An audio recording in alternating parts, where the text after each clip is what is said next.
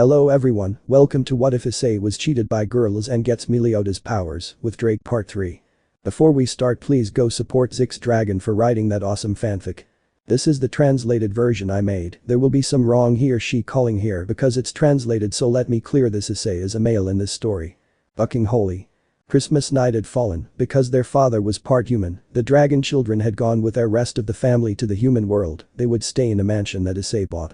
The dinner had gone perfectly, family and friends had attended, but the adults, especially the men, decided to go out drinking outside the house, so the children would be left alone in the house. The older ones took the little ones to the biggest room. They had snacks, juice, 2 TVs, a console with Warzone, LED lights, music by K-Blade, JF, Chronos Armor, C-Can and Cancer Barrow, inflatable mattresses, in short, everything to have a good Christmas Eve evening. At midnight, only Leo and Hugo were left playing video games, and Azuka and Kata were watching a ninja anime. It was then that they heard something crashing on the roof. The 4 of them went on alert. Leo and Azuka went out to see the hallways, but there was no one there. They tried to turn on the lights, but nothing turned on. They looked out the window, and everything was covered in snow. Hugo. What's wrong? Leo. I don't know. Hey, did you make a snowman in the park? Hugo. Nell, Mom Sona said I would get a cold. Leo, so who did it? Kata, guys, there's something at the door. Azuka, what is it? Kata, looks like a sack. Leo, I'll put it in to see what depth. The 4 boys had gone up to be with their little sisters, who were sleeping. But the cold began to fill the place. As there was no light, there was no air conditioning, so they went down to the living room where there was a fireplace. Being dragons, they set fire for the babies. Then they heard little footsteps sounding everywhere. A music box appeared while playing a song. Kata tried to get closer, but a doll with sharp teeth and nails appeared that lunged at her. But as always, she brought with her inventions from her bracelet. She threw an explosive dart that sent the doll to the ceiling and exploded. Leo. What the buck is that? Kata.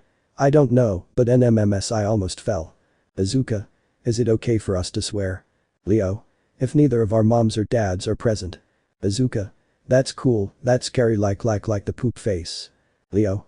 Well, it doesn't matter, we must be alert for our little sisters. It was when Leo, with his training, dodged a clown doll that had been thrown at him from behind, but caused it to fall on top of one of the babies. Azuka acted quickly and destroyed it with a kick. Azuka. Yeah, well, I don't think Santa will come tonight, right? Hugo took out a sword. Leo activated his friend. Azuka put on her gloves similar to her mother's, and Kata took out of her backpack, which by the way she always carries with her 2 metal gloves, and something that she put on her right eye that connected to her ear. Kata. Edel, ready. Everything working at 100%. Kata. Perfect. Leo. What is that? Kata. It's a supercomputer that I've been working with for a year. It's called Edel, something like friend in Mayan. Leo. Does Mom Lala know about this? Kata. It's no surprise, Edel scans the entire mansion. Then you could see how something was scanning every corner of the big mansion. Leo saw how a teddy bear with pointed teeth appeared, and with a punch surrounded by fire he finished it off. Edel. I detect multiple hostile entities heading towards you. Kata. Brothers, prepare yourselves. So the 4 brothers got into a fight against toys that were coming to kill them. It was the 2nd or 3rd time they had fought to the death. They once heard from their father that as his children, some bad people would try to hurt them, and that was why he trained them. They thought it was an excuse from their dad, so that they wouldn't spend all day playing. Now those training sessions were bearing fruit. Little by little they were outnumbered. Leo was held by some stuffed animals. A plush snake was coiled around his neck. As he turned to look at his little sisters, who were about to be touched by a plastic baby. That's when he got really upset. His body was covered in fire, melting the toys that were holding him. With one quick movement he had grabbed all of his sisters and put them against the wall, and with another movement he had thrown the demonic toys into the fireplace, thus melting them. Kata. Wow, what a power-up, I didn't even see it. Leo. Are you all okay? Azuka. Yes, looking at her little sisters. Hey wait, 1, 3, 5, where is Miku? Everyone opened their eyes when they heard bells ringing on the 2nd floor. They quickly went up with the babies in their arms. They suddenly entered Miku's room, but when they opened it, they found the girl covered in blood on top of a pile of bodies of small creatures. She turned to look at them, and without hesitation, they backed away to close the door. Leo. I think it's okay, right? Azuka. Definitely yes. Leo. What the hell is going on? Kata, could it have something to do with the bag we put in? Leo. We'll have to go see. So the children went to the room where the bag was, but the same creatures that Miku had killed began to come out of it, obviously alive, but something else happened because the fireplace had gone out due to the melted plastic. Something very large began to come down from the fireplace. They could see something like a goat with legs. Leo. Booking Santa. The being had taken out a chain and threw it to catch Leo. Azuka went towards him, but he only stretched out his hand and stopped her with another chain and tighter. Kata threw her darts, and at the same time Yugo launched himself with his sword, but the creature stopped Yugo's arm and bent it, and with the boy he stopped the darts. Kata. Who the buck are you? The being threw the children and began to approach Kata, but as he reached out his hand to grab her by Ella's head, something destroyed the door. Hineko. The Nico girl appeared and gave him a strong blow that made him go through the wall. The goblins were finished with a fire spell that killed them. Issei appeared behind the creature. Issei. Hey Krampus, years without seeing you. Merlin. Do you know him? Issei. That's right, it's like the evil version of Santa. He's in charge of taking the bad children, but I don't know what you're doing here. Krampus. Erg. Issei. NMMS, I thought Santa wasn't angry anymore. Krampus. Erg. Issei. Then what are you doing here? Krampus. Erg. Issei. I see you are a very good guy. Sona. What the hell is going on? Appearing with her daughter Della in her arms, Della just like the others, Opus had Mickey by her side. Della. Issei. Look, when I was a kid, one time Santa didn't bring me a present, so the next year when he showed up at my neighbor's house, I stole Rudolph the reindeer and sold him to a taco stand on the corner, so the old asshole sent Krampus to punish me, but I explained what happened and he let me go. Rosvius. Did you really kill Rudolph the reindeer? Issei. That's why he never brought me a gift again, Krampus, as he came to bring us gifts. Sona. Gifts. Issei. Yes, children. The children were released and approached their father trustingly. Krampus drew his sack to give them gifts.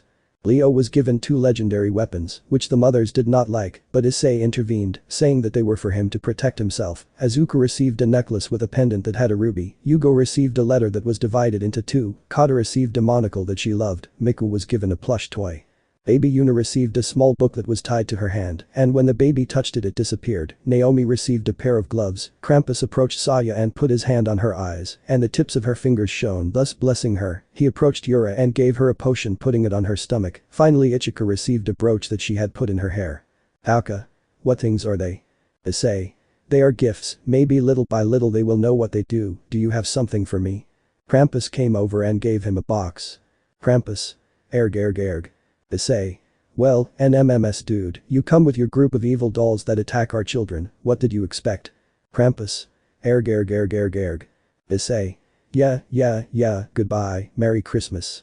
Krampus left as Issei approached all his girls who were present, knelt down and opened the box, showing that they were several rings. Issei. Girls, will you marry me? Dragons roar. Add this place. 4 months had passed since the previous events. In this time the family had gone through many incredible things. Issei had trained his older children so that they had to prepare themselves as he had told them before. He had also trained with Arata and Rin, with who had made great progress. Both had been able to control much of their power. Although they could already give Issei a good fight while they worked together. Right now he was training with his son Yugo, since he was the weakest of the 5 elders. Even Miku had beaten him. He was in front of him, while the poor boy was kneeling while breathing heavily. Issei. That's there. Yugo. I'm sorry dad, I'm tired now. Issei. Get up again son. Yugo. But dad. Issei. Listen son, I know you feel weak, you feel that even if you work you will feel like you will not get anything, but listen, the harder you work the reward you will get will be, so get up and attack me. Yugo took a deep breath, stood up, raised his katana and attacked Issei again, who just stretched his leg and boom, knocked him out. He sighed as he remembered what had happened weeks ago. Flashback. Issei had decided to go pick up his children with Merlin and Janissa. When he was driving he saw his son Yugo being beaten by 3 older boys. Then Leo and Azuka appeared to beat up the brats, especially Azuka, who hit 2 of them several times. Then Issei sighed. He knew this was going to get ugly. Issei and the 2 women entered the school 40 minutes later as they stayed outside kissing, then walking through the halls until they were in front of the office, in which the 3 children from before and their children were. They heard how inside the principal's office 4 different voices were shouting. Issei with his balls opened the door, and inside he saw 2 women and 2 men. Issei. What old sling. Main. Good afternoon Mr. Dragon, I'm glad you came and not Miss Citri. Issei. Yes, I know why, and then what's the deal with them hitting my son? MP. Now I see why those kids are idiots, they are the children of a hot brat. Issei. Madam, I kindly ask you to speak respectfully to my children. HP1. Or what an idiot. You're just a brat with stupid and violent children. Director. Gentlemen, I ask you to speak respectfully to the children. MP2. Madam Director, with all due respect, those brats are violent, they attacked my children for no reason. Issei. Ma'am, the 3 boys were beating my youngest son, the other 2 were just defending him. MP1 MP2. Look, shut up, your children are. Before the woman finished speaking, Janisa gave her a strong punch that knocked her out immediately, and Merlin kicked her, sending the other woman out the window. One of the men was going to hit Janisa, but Issei grabbed him by the shirt and turning him around, he grabbed him by the throat and with one hand he lifted him up while the children looked at him in astonishment. Issei. Listen to me, you and your brats will leave school, you will educate your children in a good way and you will not return, understood? The man just blinked and Issei dropped him while the man coughed, got up and with the help of the others they went out carrying the unconscious woman. Issei looked at the director who was still surprised by what the parents had done. Issei. You better keep an eye on the kids and parents, we were generous this time, you know what we can do. So the angry parents left taking the children. Yugo was sad about what had happened because of him. Issei noticed this, so since that day he had begun to train him. End of flashback.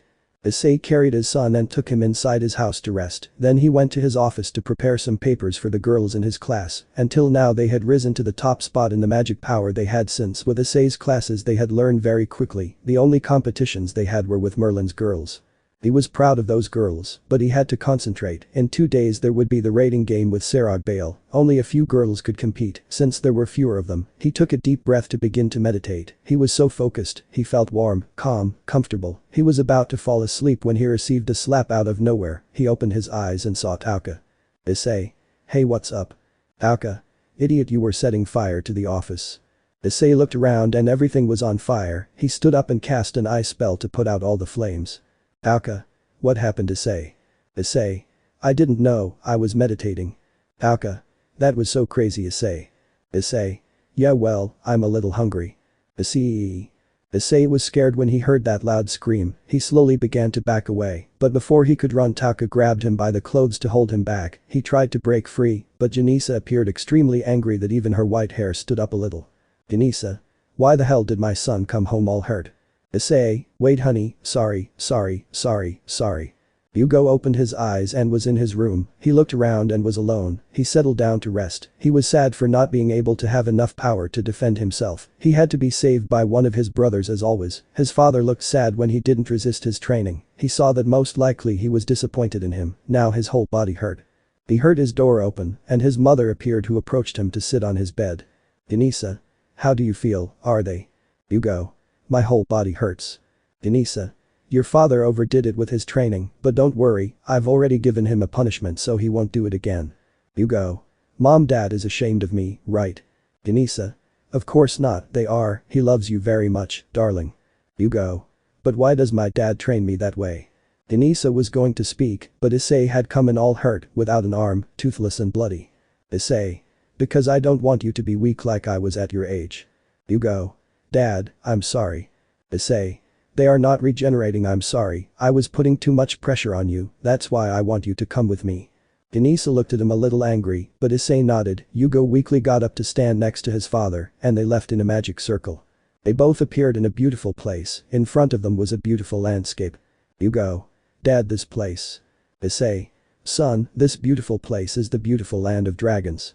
Yugo was shocked to see what was before his eyes, then some dragons appeared flying above them. Issei. Son, this land is the one that me and Ddraig once dreamed of, this place is strongly protected by your mother Merlin and your mother Opus, even by the Great Red and me, no person outside the dragon faction can enter, all the dragons here are under my care, so I myself must be strong to protect them all. Yugo. But Dad, you are already strong, you are the guardian of life and death. Issei. Yes, but I wasn't always like that. When I was little I was bullied by other kids. I was always withdrawn until I met Rias. She gave me enough confidence to be able to interact and have friends. Listen, life is going to be shit, really bad shit.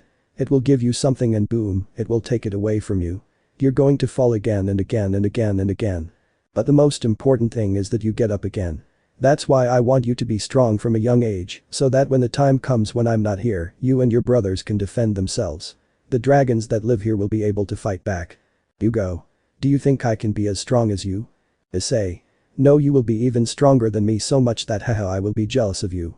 Yugo also began to laugh as Issei did. Both went inside the earth. There were many dragons of many shapes and colors. There were even humanoid dragons that bowed to Issei who made the same gesture. They arrived at a large arena where there were children training before the eyes of the dragons. Issei. They are children who have been chosen by the dragons to become the next warriors of the faction. The two approached the room so that the dragons who saw him arrive would stop the children. It's a pleasure that you are here, Mr. Issei. Issei. Hey guys, I'd like one of you to face my son Yugo. Of course sir Issei, hey Ace can you try? A short blonde girl, dressed in feminine armor and with golden eyes, appeared with a sword in her hand. Ace. Why should I fight against a spoiled child? Ace speaks with more respect to Mr. Issei's son. Issei was surprised to see the girl, normally children are respectful, but she had the balls to talk to him like that. Both boys stood on the sand, both took their weapons and positioned themselves. Ace. Nice katana, little boy, did your daddy give it to you? Yugo. No, Krampus gave it to me. Begin. Both children attacked each other at the same time, strangely Yugo attacked, but also received several hits. Issei looked seriously as his son's butt was kicked, then Ace kicked her son out of the arena. Ace what the? Issei. Why did you let Yugo hit you?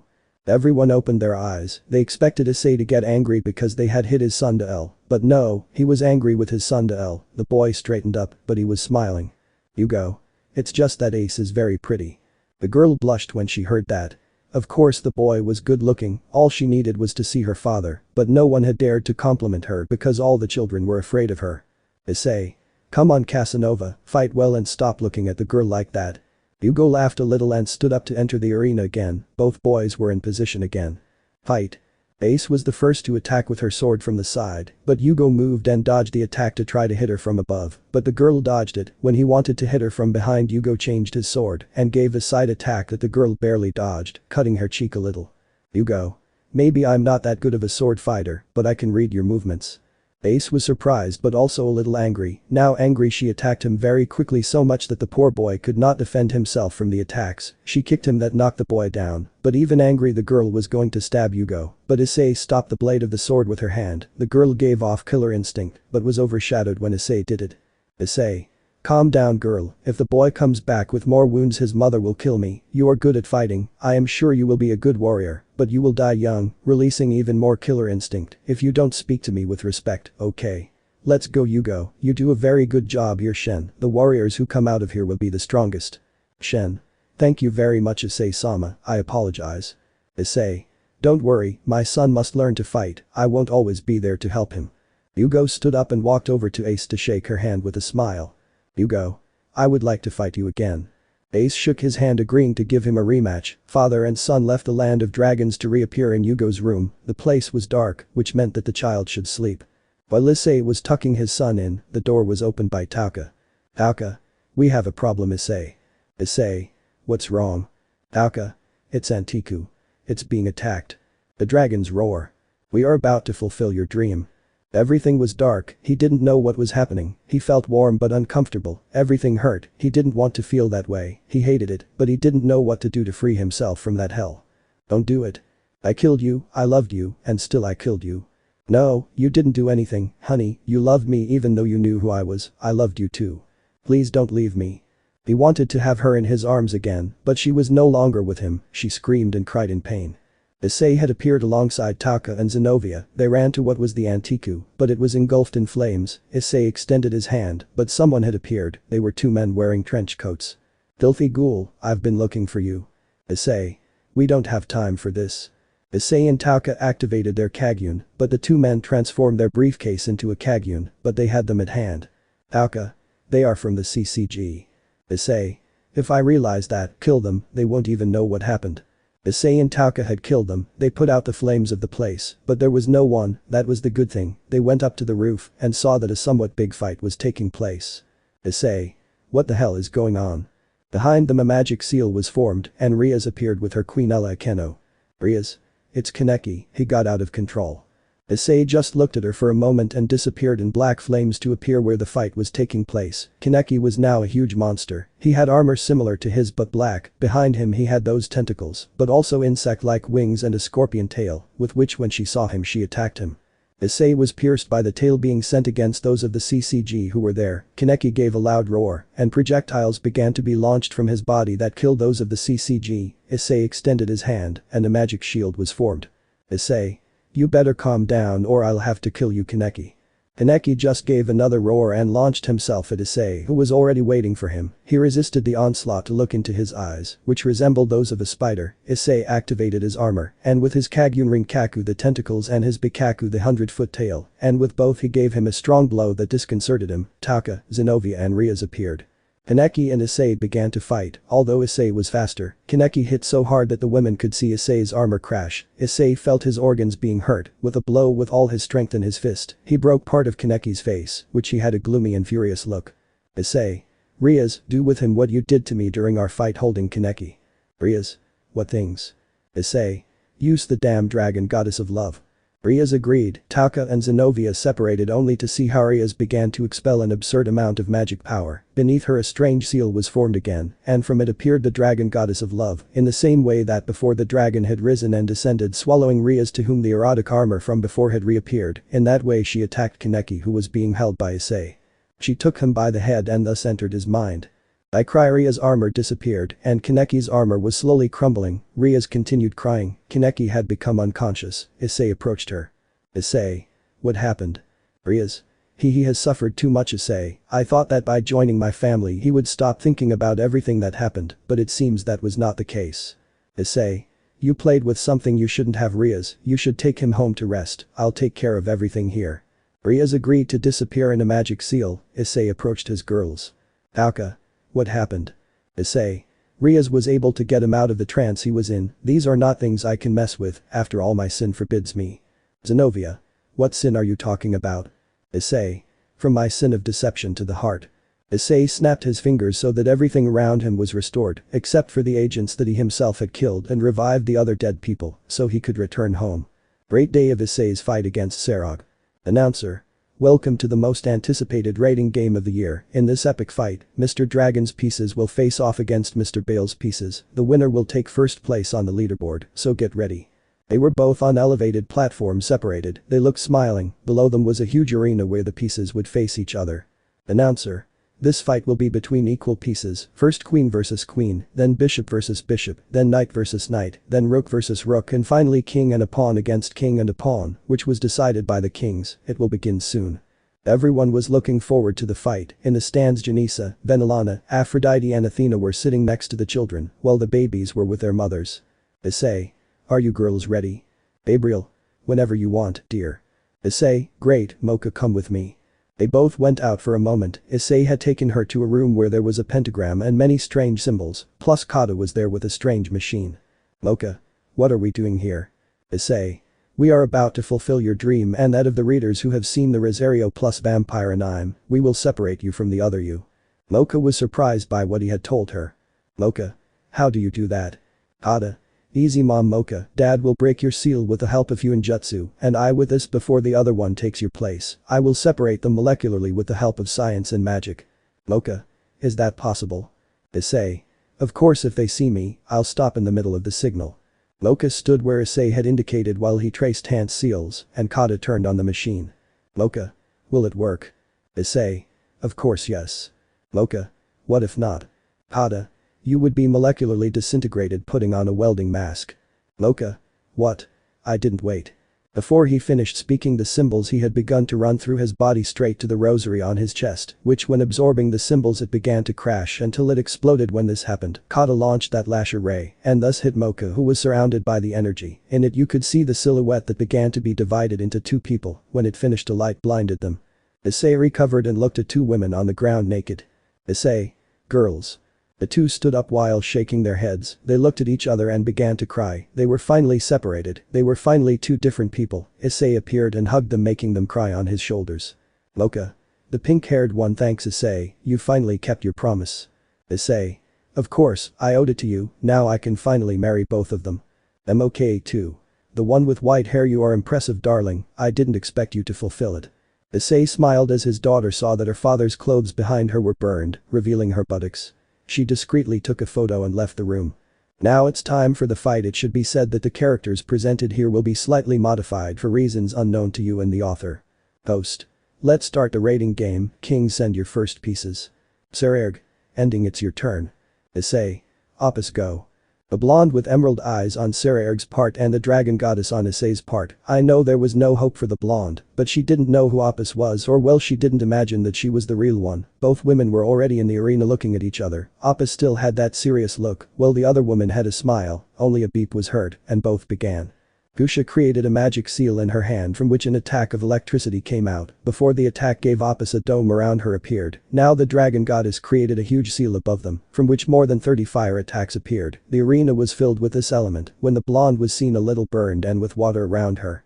Now she had created several magic circles behind her, from where several attacks of different elements began to come out, which were directed at the dragon goddess, creating a cloud of dust. When the attack struck, the goddess appeared behind the blonde with a sword pointing at her neck. Opus. Are you giving up? And? Company, how did it happen? Opus. A magician must have more than one card up his sleeve. Opus gave her a downward blow, knocking the blonde unconscious. Everyone burst into applause, causing Opus to bow in gratitude. Issei smiled, as did Zykxdragon. Announcer.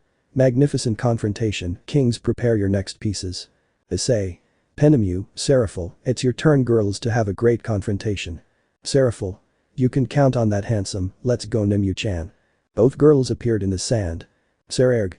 Coriana, Miss Tita, go. The two bishops of Zykxdragon jumped into the arena. They knew that both women were powerful, but they were also powerful and had trained. Presenter. Begin. Duel of pieces. The four bishops were in the arena, the two sides staring at each other. Miss Tita raised her staff of Ella, making the tip shine. It always does this when she does magic, and a flame of fire came out of it. Penemu raised a barrier of earth. The blonde jumped over this wall, and seals appeared from her hands where ice stakes came out. Seraphil created a barrier around them, protecting himself from the attack. Seraphil. Your ice is not cold enough. Without any sign, an ice dragon emerged from the ground and attacked the blonde woman, but the other companion again created a flame of fire that finished off the dragon. Penemu. They are good. Miss Tita. I am a man. Seraphil. An MMS is prettier than Kaneko. Kaneko. From the platform I heard you, shorty. Seraphil mocked her. Miss Tita created several seals behind him, while Coriana created a seal below the two women. Coriana. Destruction of protection. Miss Tita. Attack of the god of fire. The barrier was destroyed while fire attacks went towards them. Seraphil created a seal in front of her, and a strong blast of ice appeared, while Penemu reinforced her partner's magic, so the defensive attack was more powerful. Miss Tita noticed it, so she directed her magic towards her. Miss Tita. Trick vanish. Both of them had their magic cancelled. Coriana appeared behind Seraphil with an ice spear. When trying to stab her, she moved backwards to kick the woman in the face, who stepped back with a cut on her cheek. Seraphil. They left us without magic but not immune. Miss Tita was going to attack again with fire magic, but Penemu took something out from the back of her skirt and moved towards the man, wounding her hand. Penemu? Issei was right, this is very fun with a weapon in his hand. Miss Tita began to be injured with the firearm. Seraphil attacked Coriana with his fist in a boxer style. Issei watched these fights, so she was trying to seduce him after he finished training, so now he benefited her in something else to have hex with Issei. Issei. In the box, ugh, I'm not going to let you girls sleep tonight. Penemu began to walk towards Miss Tita while shooting at him. When he got close enough to him, he gave him a strong kick in the face that left him on the ground, thus he disappeared from the arena, while Penemu blew the barrel of the gun. While Seraphil kept hitting Karina, who tried to block the blows, but it was useless. With a hook to the stomach he knocked the wind out of her, and with a kick to the ribs he left her on the ground. Seraphil jumped slightly and fell on the blonde, giving her a strong elbow in the chest, and thus she disappeared. Announcer. The winner again is the dragon family. The people burst into applause again, as it was always a spectacle to see the struggles of that family. The women thanked the applause and returned to where Issei was congratulating them. Zykxdragon and Issei looked at each other. The muscular man smiled in congratulations. Presenter. Send the next pieces. Zykxdragon. Liban, Beluga, go, it's your time to show your elegance. Both men jumped into the sand. Issei. Rin, it's your turn, try to learn how to use your piece. Mocha too, do you want to go? Mocha too, I would love, darling, but after that you will have to give me a gift. So the young man and the white-haired woman went to the arena. The two parties looked at each other. The blonde man Liban looked arrogantly at Mocha. You know who will fight. Rin was somewhat nervous. He had not used his power since what happened at his previous school, Issei and his friend Arata. In fact, thanks to the latter he obtained an ability with a grimoire that he had obtained as a new student of the magic school. Now he should show his new abilities as a new piece of ZykxDragon. At the magic school. Several students from the school were gathered in a new presentation room. Among all the people was Arata watching his friend. He should have been there, but Issei allowed him to miss.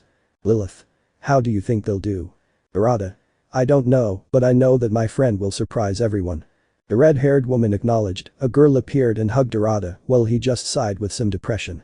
In the fight, Rin and Mocha activated their powers. The boy lit up in blue fire, while the girl released her vampire power. Liban also released her power, while Beluga made his horse squeak. I do N''T know what it's called.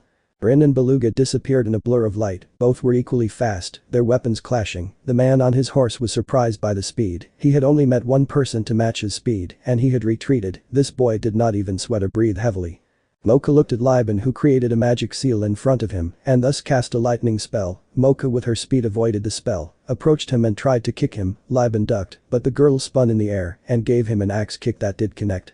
The man stood up and raised his hands to the sides. Beneath Rin and Mocha, a magic circle appeared, so their gravity increased, and neither of them could move because they couldn't due to the increase in gravity.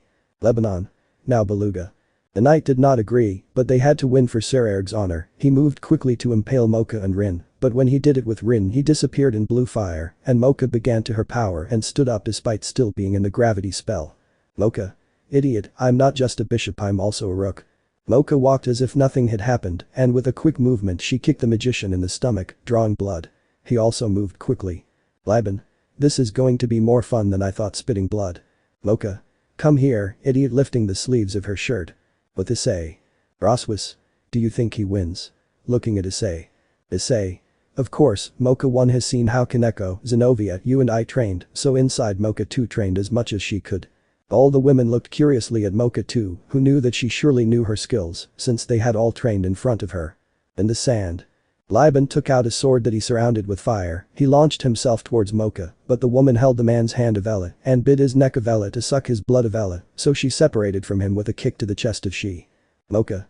Ugh, your blood tastes disgusting, it tastes like rat blood. It's circa N''T compared to the delicious taste of Issei, stretching her hand towards her Ella, now fiancé Ella. His taste Ella his taste Ella circa N''T be compared. Lebanon. Cursed. Mocha. Distance. The distance. Mocha gave off an enormous thirst for blood that scared many. Others were surprised, and few were interested, but in Issei's case, he was excited to feel that aura of the white-haired woman. Mocha launched herself at Liban, both of them fighting with such power that the arena was slowly succumbing to their power. Rin and Beluga had moved from corner to corner of the arena to watch the fight in front of them. Mocha received a blow to her shoulder that was embedded. The angry girl grabbed the man's arm and ripped it off with just her strength. Liban began to scream in horror. Beluga launched herself to hit Mocha, but Rin defended her.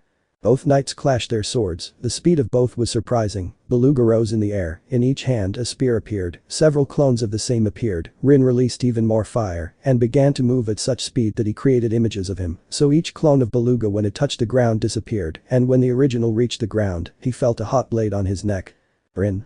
You are no match for me. You didn't even make me use my full strength. I could do this all day. Beluga. I also have cards up my sleeve. The man hugged Rin, who, despite the heat, did not let go. They both began to vibrate rapidly, and so they both exploded out of nowhere. Presenter. What happened? Izuku. Spontaneous seizure. Boy, was he a crazy old man, raising his hand. A slingshot of light appeared in Issei's palm, and from them began to descend the bodies of Rin and Beluga. In the sand, Mocha continued hitting Liban, who only crawled like a worm, while Mocha mocked him. It was then that the man stopped moving and disappeared into light. Announcer. The winner of this contest is once again ZykxDragon. ZykxDragon was surprised at the way Issei's pieces were very interesting and violent, but interesting. Issei went down to control Mocha because she was already going too far. On the other hand, Beluga and Rin woke up after dying and being revived by Issei. They looked around. Beluga was in ZykxDragon's place, who congratulated him for his performance, and Rin, well, he was congratulated by the magicians of his clan because he already controlled his power to a good extent. Presenter. Kings, send your next pieces. ZykxDragon. Gandoma, Ladora, go. The two men stood up and bowed in respect. Issei. I don't know if I want them to go, stroking Kaneko's head. Kaneko. Nothing will happen to me, love kissing Issei. Issei. I don't want to hugging her. Roswis. Come on Issei, hugging him to kiss his neck tonight, we will have a lot of fun biting Issei's ear. Issei. Okay, go. The two girls stood up and jumped into the arena with fun. It's been a while since either of them faced strong opponents. Their contracts were usually to help people with psychological issues regarding death or eliminate weak demons for them. So the four of them were already in the arena ready to fight. The presenter started the fight. The four of them launched themselves, hitting their fists. Roswis versus Ladora and Kaneko against Gandoma. I respect. The fist bump between the two pairs created a shock wave that could even be seen. The four of them took space. Everyone was hurt by the blow they gave, even though they hit it to make it look like nothing had happened. Roswas. Alright Kaneko, are you ready? Kaneko. No need to tell me what to do, just try not to lose. Roswas. If I beat him before today I'll sleep on top of Issei. Kaneko. And if I beat him before you, you'll sleep on the couch. Both girls accepted the bet. Kaneko didn't have much to lose even though it was her favorite place. Not even Apis had taken it away from her, and Roswas, well, she didn't mind sleeping on the couch for a night. Both girls stared at their opponents and they at them v. The first to come out to fight was Kaneko against a rock man to whom she gave a strong blow that threw him back a couple of meters. Gandoma had a magic armor, so he didn't feel that blow much.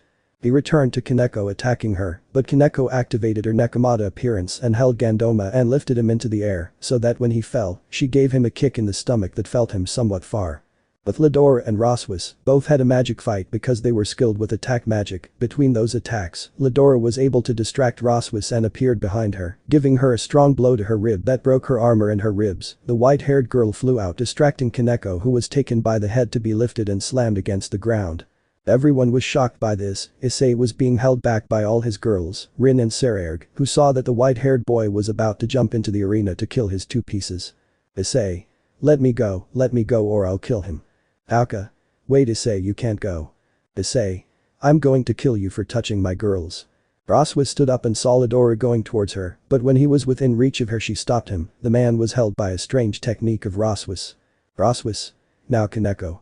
Kaneko, who was on the ground, exploded into mud and came out of the ground to hit Lidora with all her might, breaking her jaw and teeth. The man flew out. Gandoma saw his partner being injured. When he was on the ground, Lidora saw her partner and they both agreed. Lidora began to let out magic and slowly transformed into a huge red dragon. Gandoma appeared behind the girls to hold them, and around them, the rock rose from the ground to hold them even more. Lidora Dragon created a magic circle and thus launched a great magic attack that hit the girls directly. The entire arena fell silent. Issei stopped, sighed, and approached his chair. He sat down while ZykxDragon returned to his place. The girls were surprised that Issei calmed down. That's when Kaneko appeared on Issei's legs. Kaneko. I got bored leaning on Issei's chest. Issei. I already noticed, you too Roswas. Roswas. Yes, his attack of him did N''T even hurt us, only Gandoma, who returned him to his place of him, pointing to Gandoma on the ground all burned. Issei. And why are you here? Kaneko. Why did we leave a gift for that idiot?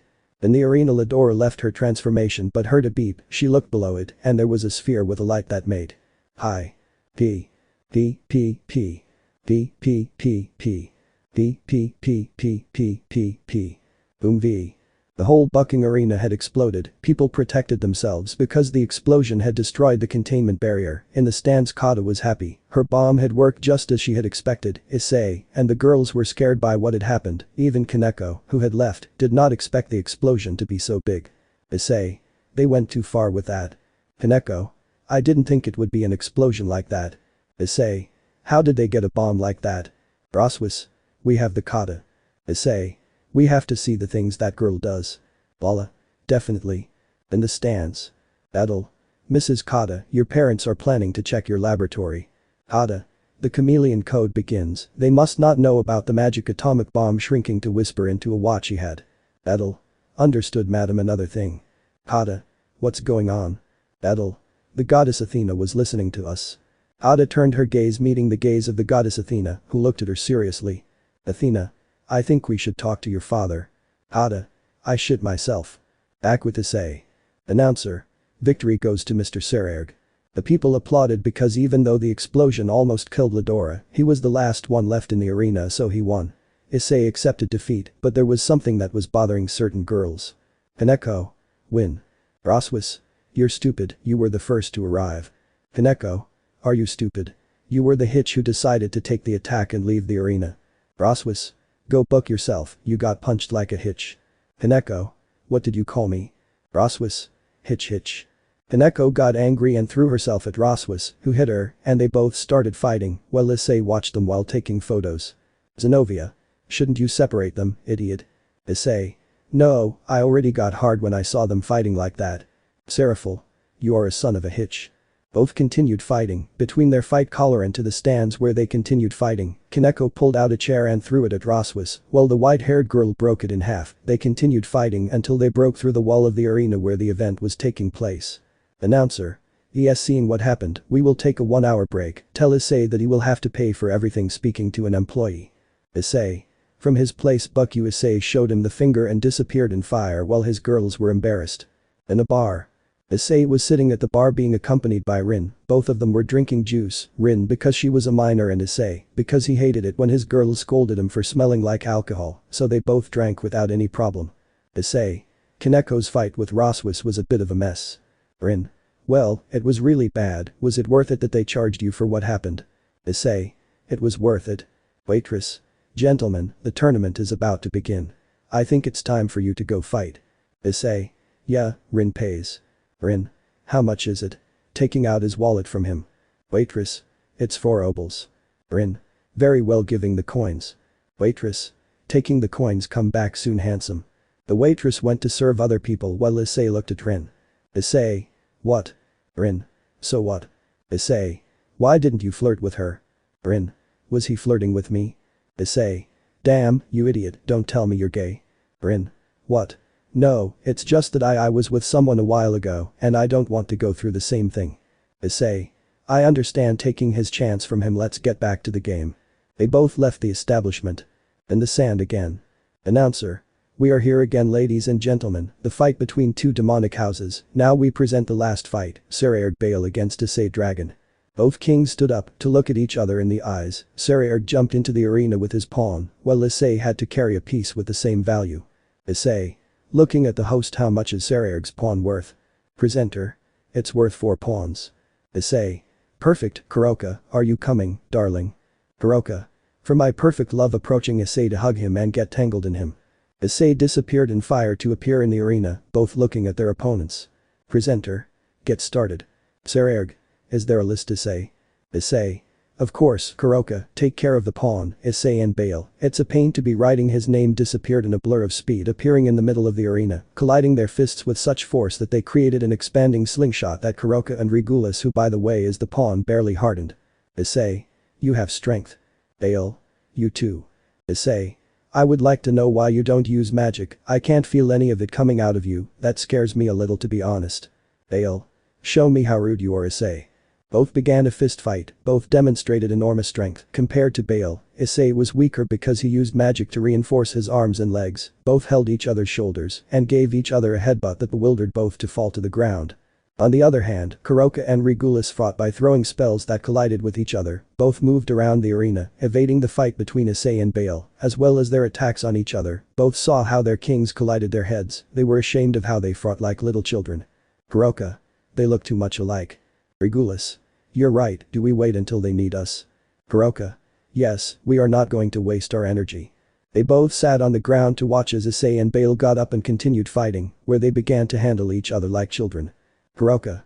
Stop messing around and fight like men. Bale and Issei punched each other at the same time, moving a couple of meters away from each other. Issei.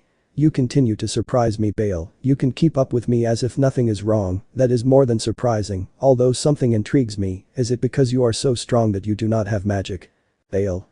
That's right, years ago my mother and I were banished from the clan. Ever since I was a child I was bullied for being weak. They even messed with my mother. They blamed her for giving birth to a weak child. My mother always told me that I was strong, that I. Issei. You could be the strongest of all. Bale nodded at what he said. Issei knew what he felt. He had gone through something similar when he was a child. Now he had even more respect for ZykxDragon. Issei. I know what that feels like. I grew up without my mother. On one occasion she told me the same words. And that's why now you have my respect, ZykxDragon. Bale. That's why I'll stop playing. Let's fight seriously. Bale nodded. His pawn approached him and they merged. A light armored him as they both joined their power. When the light came to light, a Bale was seen with the armor of the legendary Nemean lion. I know it's something like Regulus, but I thought it would sound cooler. Issei snapped his fingers, and the 2 gauntlets appeared. From them he began to grow an armor that little by little covered Issei. This was new, it looked light and resistant. The colors varied between red and white, as it had scale designs. The only thing it did not cover was his face, as on it appeared his bone mask. Issei. Come on, Bale, show me that you are worthy of my respect. Thus the battle between the two of them had begun. Issei had a certain advantage against Bale due to the fact that he could use magic. When he tried to do a spell, Bale broke the magic seal with just his fists. When he broke them, he was going to hit Issei, but some hands appeared from the ground made of shadows that held Bale. Issei took advantage and hit the other man in the chest with his elbow, which cracked his armor. Bale broke free and kicked Issei. They were both strong. Issei had not yet used his full power, and neither had ZykxDragon. The end is near. Issei was with his armor somewhat broken in some parts, ZykxDragon with his armor almost completely destroyed. Both had already given each other some good punches. They were standing face to face. Kuroko was also injured because ZykxDragon had given her a couple of blows that she was able to heal, but she was also low on mana. Issei. What a fight, huh? ZykxDragon. Yeah, I haven't had a fight like this in a long time. I haven't had fun fighting. Issei. Yes, the same thing happened to me. Are we serious? ZykxDragon. CL. Unlike what he showed, inside he was somewhat scared. He had used at least 70% of his power and had hardly done anything to Issei compared to what he did to him. He felt how Issei let go of his armor, but not his mask of him. Issei. Do you know why this mask is special? ZykxDragon. I heard it was a sacred gear. Issei. That's right, but it's very special. This sacred gear allows me to look at people's emotions. It allows me to see their weak point, but it makes me somewhat uncomfortable. ZykxDragon. What thing? Getting ready. Issei. Even though I've been watching you for a while, I can't find your weak point, and there are two reasons for that. One is that the weak point is me, or that weak point is dead. ZykxDragon became serious, clenched his fists, and his power increased with punches that made Issei step back a little. Kuroko became serious, and Issei put her behind him. Issei. I think I hit a weak spot. Kuroko. You went too far. Issei. Yeah, what now? Kuroko. You'll have to take a risk. Issei watched as ZykxDragon's armor rebuilt himself and launched himself towards him to hit him. Issei was able to stop the blow with his arms, breaking the ground beneath him. Kuroko sent a petrification spell so that Issei did a somersault and kicked him. Issei. Damn, he broke my arm, moving his arm like spaghetti. Kuroko. Are you okay? Issei. Yes, regenerating his arm. I must find a way to defeat him. Kuroko. Finish off his pawn. If you do, you will have the level to finish him off. Issei. That's good logic, here we go. Issei ran towards ZykxDragon, who was going to hit him in the face, but Issei moved to dodge the blow. Behind him he kicked him, but the kick did nothing, not even bother him. He turned around and grabbed him by the face and squeezed it, with enough force that he squeezed his head like a lemon, but then he left him on the ground and began to hit him, creating a bigger crater with each blow. When he finished, Issei was left in pieces. Kuroko. What the hell? Issei was surrounded by a black matter, and it grew until it finally disappeared into the skin of a completely rebuilt Issei, but before he could speak, ZykxDragon took him by the neck again. Issei. Shit. Issei was bucked up again a couple more times until Kuroko intervened and pulled ZykxDragon away from Issei so he could recover. Issei. NMMS, what's up with him? Kuroko. Creating a dome that protected them from ZykxDragon's blows, but it was crashing. Well, you have to do something because I'm already getting bored. Issei. I know, but that guy can't even let me breathe, but okay, here we go. Issei activated his ghoul armor as well as the two gauntlets. ZykxDragon broke the protective barrier and hit Issei, but he held his hand. Divide. ZykxDragon felt his power reduced by half. Issei hit him in the face, which hurt ZykxDragon. Divide. Issei in a flash appeared in front of ZykxDragon to give him a kick in the chest that sent him to one of the walls of the barrier. Issei began to approach him. Boost. Issei created a magic attack that he launched at ZykxDragon, who tried to dodge it, but it hit him in the leg. He began to run, dodging the attacks that Issei launched. He could barely move, but he took advantage of the opportunity to increase his power, and from one movement to another, he appeared in front of Issei to give him a spinning kick, but when he hit him, Issei didn't even move. Issei. I'm sorry buddy, I let you grow too much, now I'm going to break your mother. And that's how Issei kicked ZykxDragon Bale's ass. When he was almost unconscious on the ground, he finally remembered why he fought, why he worked hard day after day. With effort he got up, his armor was already totally destroyed. Issei. Do you still want to continue fighting? ZykxDragon. I won't give up, I have to avenge my mother. Issei listened to him, he understood his reason, so Issei approached him. ZykxDragon closed his eyes waiting for a blow, but Issei just put his hand on his head. Issei. You know what, bucket, sin of lust, exchange of memories. Both of them had their eyes turn red, they opened their mouths, and with an explosion they both separated. Kuroko approached Issei, who was complaining of a headache. ZykxDragon's pawn separated from him and was attending to him. They both slowly got up, approached each other and shook hands. Issei. I'm amazed at how far you've survived and how hard you've worked. ZykxDragon. I say the same Issei, you have a good Tula Carnal. Issei. Thanks I think, raising his hand from him. I give up, you deserve this victory, friend. Ddraig. No, you have completely defeated me and you didn't even use all your power.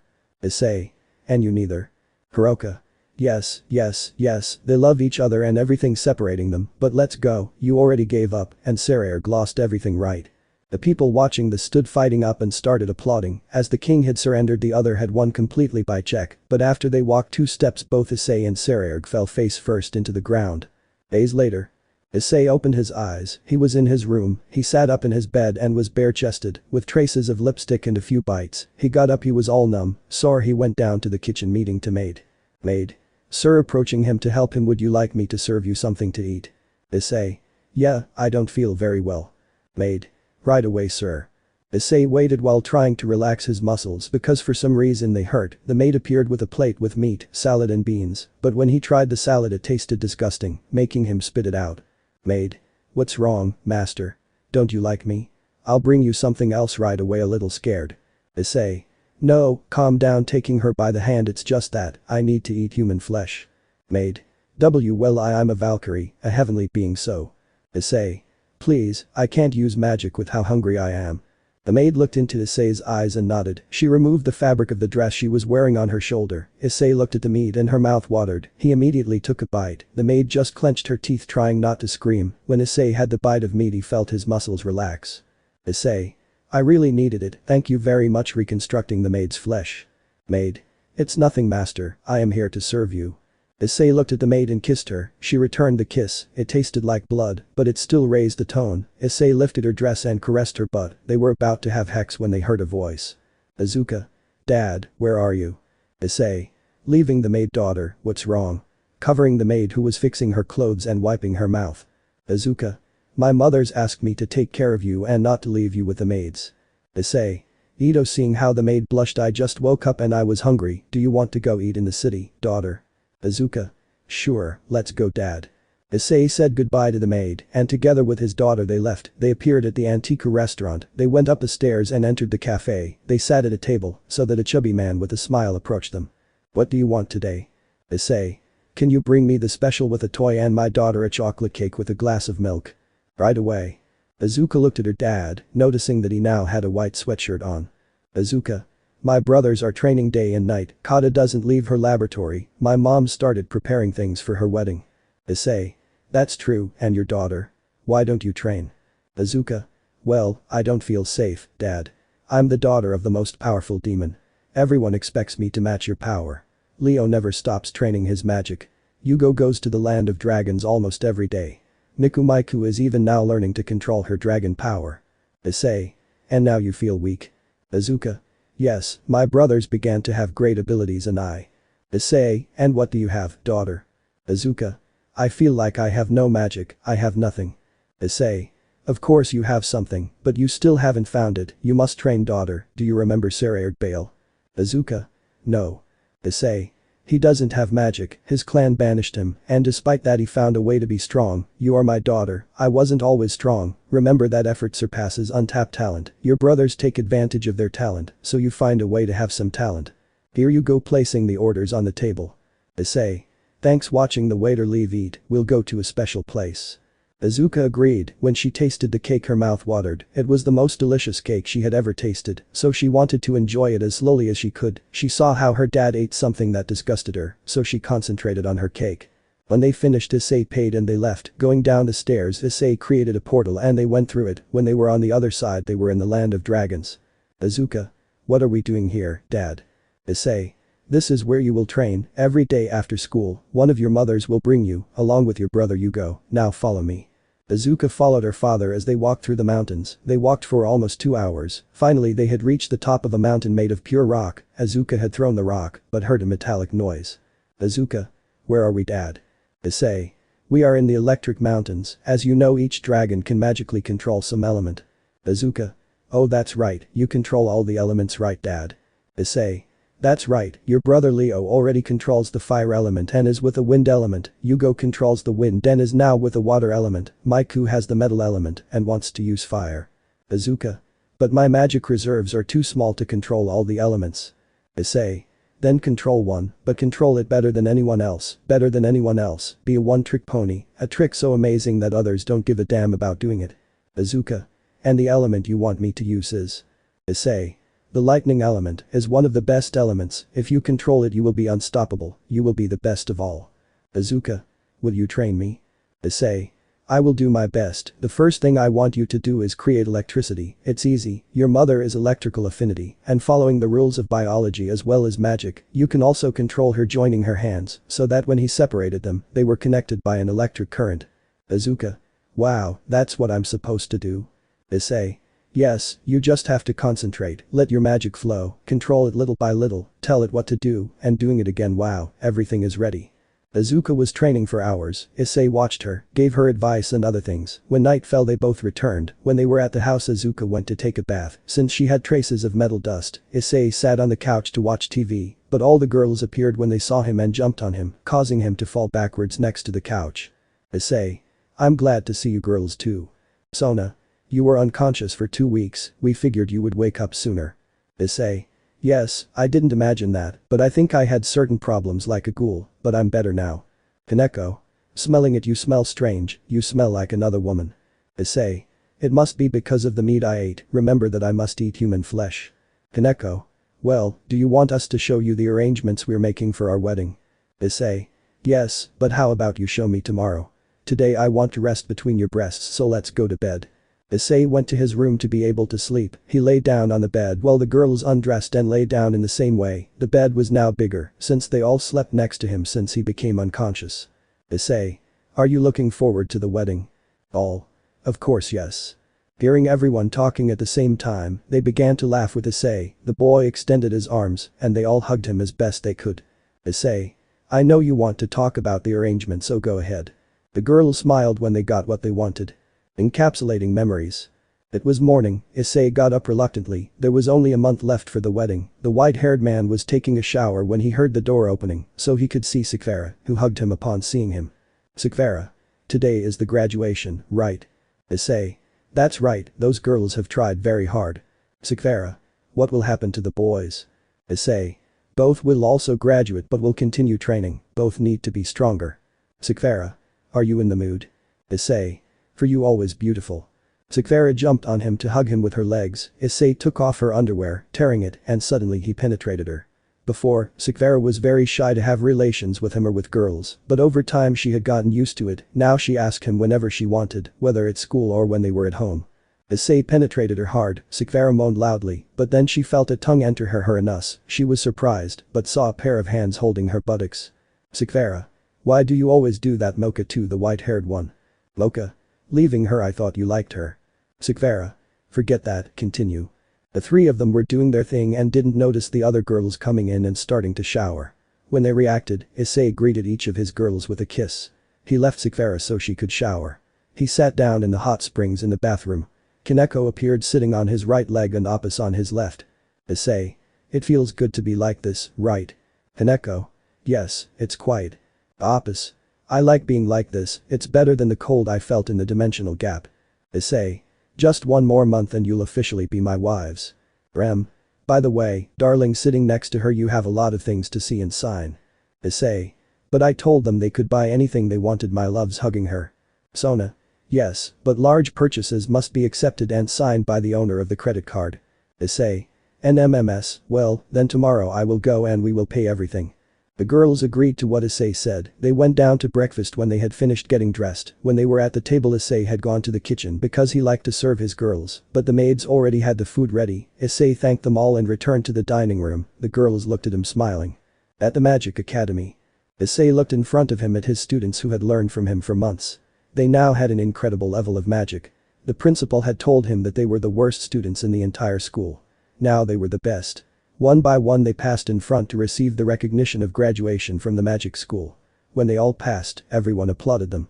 Issei was talking to the principal and the other teachers when he heard his name being called. Issei-sensei. Issei was tackled by his students who happily thanked him for everything. Issei smiled with every word from the now ex-students. Issei. Okay girls, go home, rest and spend time with your family. In a few days you will be called to let you know where you are going to work. ALUMA 23. But sensei, we wanted to work with you. Issei. That's not possible girls, you will have important jobs, I assure you. The student smiled and hugged him again. Issei's partners were angry at that approach. Merlin. It seems that Issei doesn't change. Sakvara. Jump, he's an idiot, but he doesn't look at them with lust, that's the only reason I forgive him. Merlin. You're very flexible. Sakvara. Shut up. It was then that Sakvara received a call through a magic circle. Sakvara. What's going on, Seraphil? Seraphil. I came to see about the bridesmaids' dresses and they are telling me that the color is coral white. Sakvara.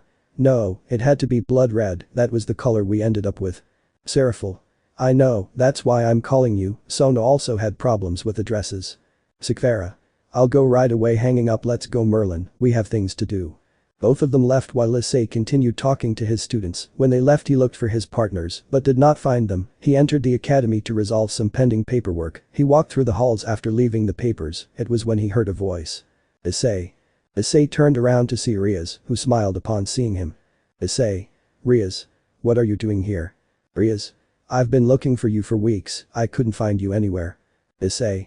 Yes, I'm sorry, it's just that I've been moving around a lot, do you need anything? Riaz. Yes, well, my father has been asking me when our wedding will be, and I wanted to discuss it with you. Issei.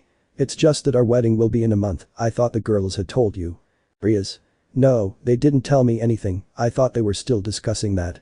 Issei. No, even tomorrow they will show me everything they prepared for the wedding.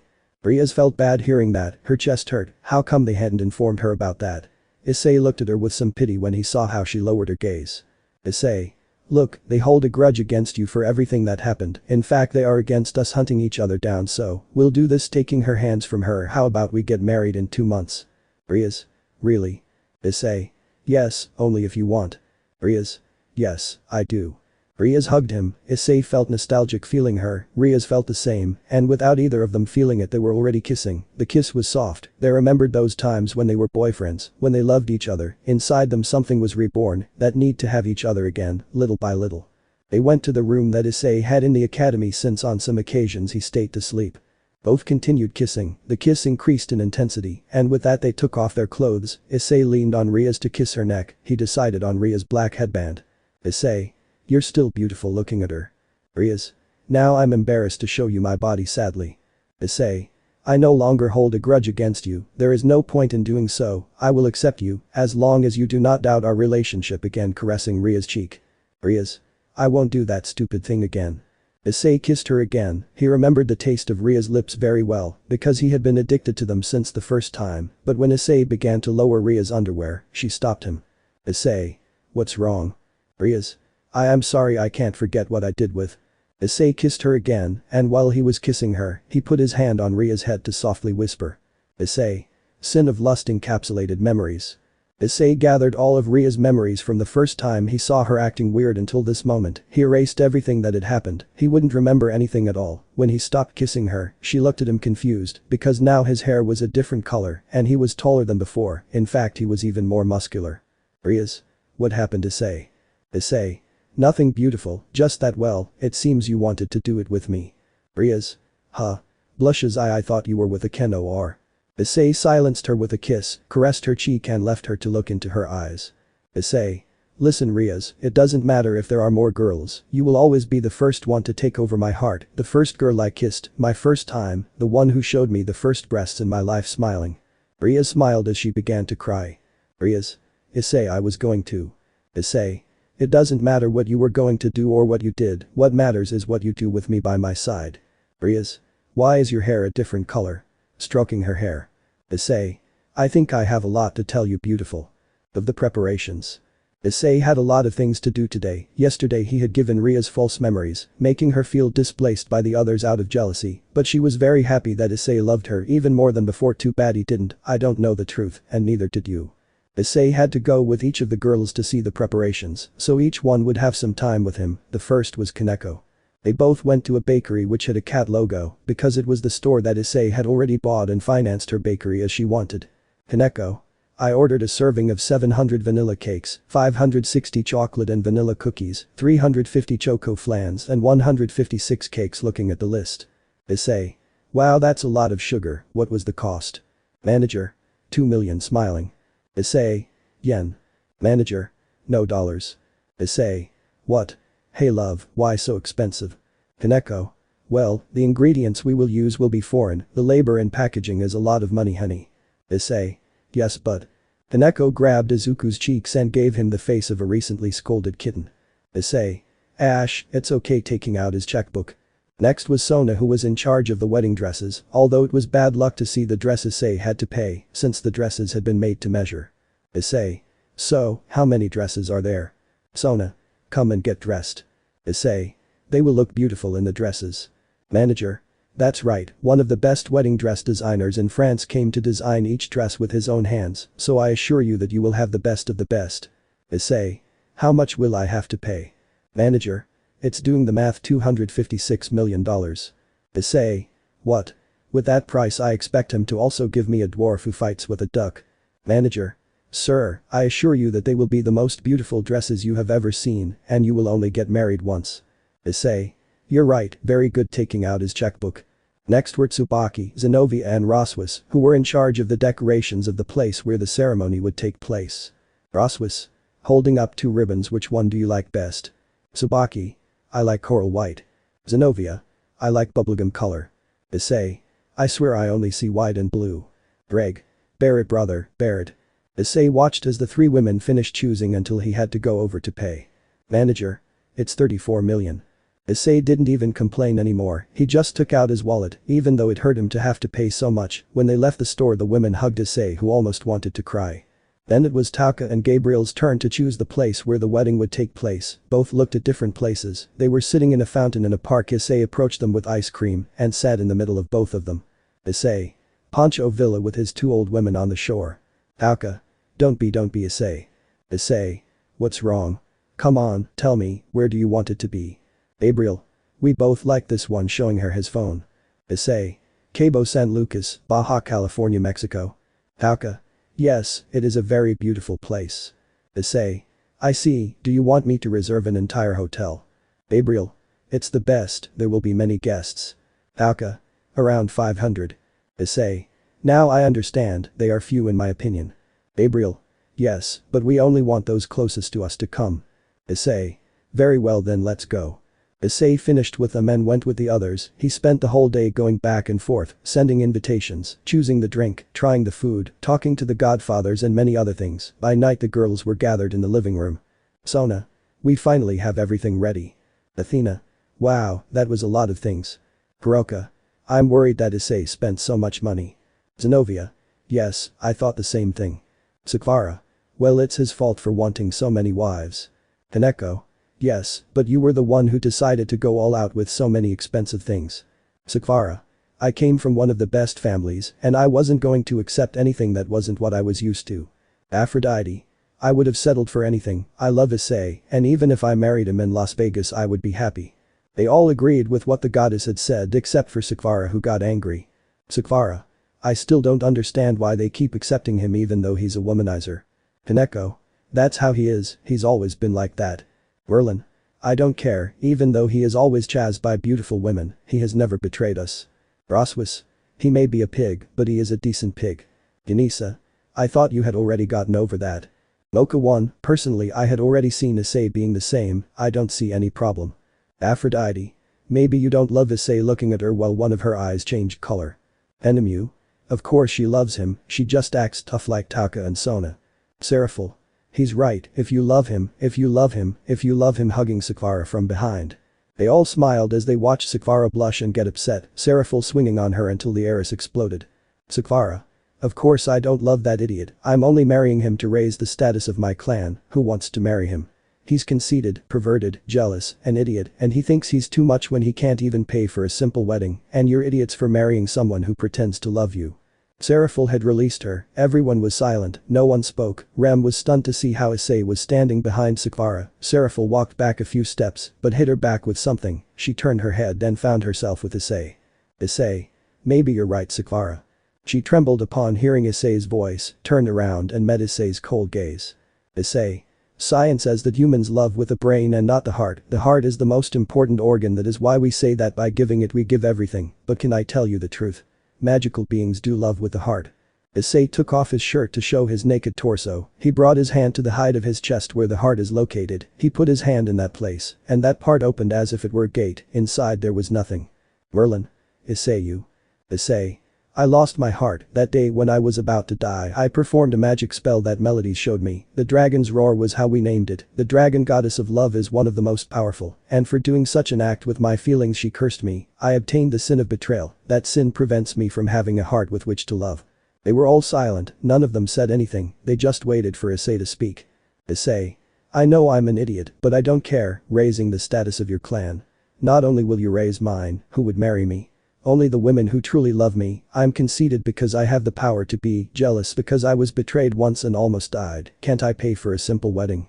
Though where are you, Sakvara? I can create whatever I want right here and you wouldn't see any difference, but I wanted you to have a normal wedding, so to speak. Denisa. So you. Issei. Do I love you? Of course I love you. Maybe I don't have a heart to feel with, but my brain tells me over and over again that you are the most important thing to me, that you are the women who deserve my love. Why are there only 21 dresses? You know that I'm going to marry Arias too, right? Hineko. Issei Shida. Issei. She hurt me, but she hurt me and not just her, but it's not use holding a grudge against her. I've changed her memory of her, and she doesn't remember anything she did in the past. Aphrodite. Why did you do that? The pain she felt was her sorrow. Issei. I did it because no one has the authority to punish someone who hurt others. She was wrong, but only I can forgive her because she hurt me. Kaneko. She acted wrong, but she completely regretted it. The same with Uzanovia and Roswas. Apis. Then why do you marry her? Issei. Because despite what happened, she was the one who loved me when I was nothing. Kaneko. Issei, I loved you too. Issei. Yes, you loved me, but when I stopped being the laughingstock of everyone, you also helped me and I will never forget that, but if she hadn't seen me and spoken to me a long time ago I would have committed suicide. Now looking at Sakvara, think very carefully about whether you want to marry me or not. Issei disappeared in black fire, while all the women sat thinking about Issei's words from her. Somewhere in the human world. Riaz was in the living room drinking tea with a white-haired boy. Riaz. So you are my pawn piece and your name is Ken Kaneki. Kaneki. Same as Riaz-sama. Riaz. It really bothers me that I can't remember anything. Kaneki. You didn't miss much, ma'am, everything was normal. Issei appeared in the middle of the black fire. Riaz blushed when she saw him. Kaneki stood up when she saw him. Issei. Hello. Riaz. Hi darling, getting up to hug him. I'm glad to see you again. Issei. Same, Kaneki. Kaneki. Issei. Riaz. Kaneki came to talk to me a little about what happened. I still can't believe everything I forgot. Issei. Yes, he is very crazy seeing Kaneki. Kaneki. Well, I have to go, I have things to do. Issei. Thank you very much, Kaneki. Kaneki. There is nothing to be thankful for leaving the apartment. Riaz.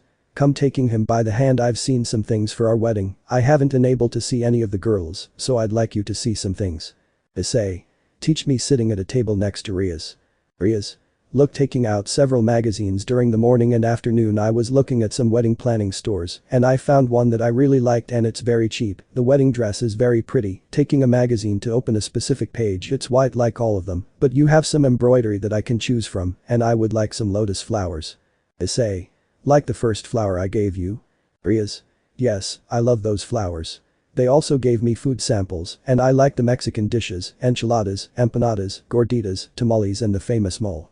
Issei began to laugh as he saw how excited Riaz was as she gave him samples of the food they gave her, so they were seeing many things that she would like for the wedding. Although she was not as dedicated to the details as the others, he could still see excitement in the red-haired girl's eyes. During the night Issei slept with Riaz hugging. She was sleeping peacefully. Issei got out of bed to look at the moon. You look like you're having fun. Issei turned his gaze and found Kaneki leaning against the wall. Issei. I just want to take a break from my own world looking at the moon again. Kaneki. First you have to be calm with yourself, you told me that once. Issei. Now I think I sound hypocritical. Kaneki. When did you change? Issei. What are you talking about? Kaneki. You used to be cool, you were funny and you had fun with yourself. Issei. I don't know what's wrong with me, I think there's something wrong. Kaneki. You should go with the other girls, they love you, do you doubt it? Issei. Not at all, I know they love me, but I want them to be safe. Kaneki. Don't make the same mistake I did, go with them. Issei looked again, but Kaneki was no longer there. Issei snapped his fingers and appeared in the room where all the girls were crying. Seeing him, they all hugged him. He smiled as he hugged them too. They all let go of him so he could look at Sakvara, who began to cry. Sakvara. Issei, I know I'm very harsh, that I'm the idiot, but I really love you, forgive me. Issei. As I said before, there's no point in holding a grudge because that won't change anything, just show me that your feelings are true. Sakvara ran towards him to hug him with even her legs. Sona.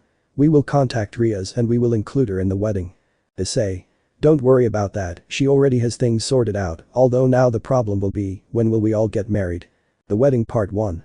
The months had passed too quickly. The girls had decided that the weddings would take place on the same day, first the girls and then Riaz. The big day had begun. Issei was in a room adjusting an elegant suit. Rin. Entering through the door, are you ready, friend? Issei. I think so, where is Arata? Rin. She is with her daughter at the buffet. Issei. Hahaha, that guy doesn't change, okay, let's go, I want this to start. Issei left the room to meet his mother outside. Chihiro. Are you ready, R? Issei.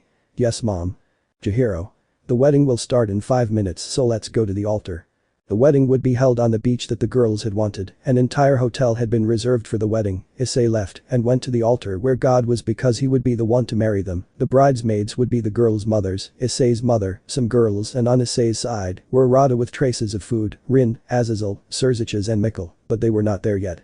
The music began to play like any other wedding. The women began to appear one by one, being accompanied by a man. Kaneko was carried by Rin, Sona, and Tsubaki were carried by their father. Roswas was carried by Auden. Zenobia was carried by Arata. Tauka by the manager of the cafe where she used to work. Gabriel was carried by Mikkel. Seraphil was carried by Beelzebub. Apis by Great Red, who had taken human form. Penemu was carried by Azazel. Kuroka was carried by Seraerg. Ram and Ram were carried by the Lord who once gave her a home. Athena was carried by Apollo. Aphrodite was accompanied by Hades. Sakvara was accompanied by her father. Lala was accompanied by her strange father. Janissa was accompanied by King. Merlin was accompanied by Meliodas. The two Mocha were accompanied by their father. Issei received his wives one by one. Each man asked him to take care of the girls, to give them all the love they could, to give him everything he could. The women smiled at Issei. Issei. They look beautiful, girls looking at them from head to toe. The wedding began. God gave a few words explaining what marriage was, what their life would be from now on and other things. The women pronounced their marriage vows with great affection and love, but since there are many, it would be boring for you and me, so we'll skip them. Issei had to pronounce his vows. Issei.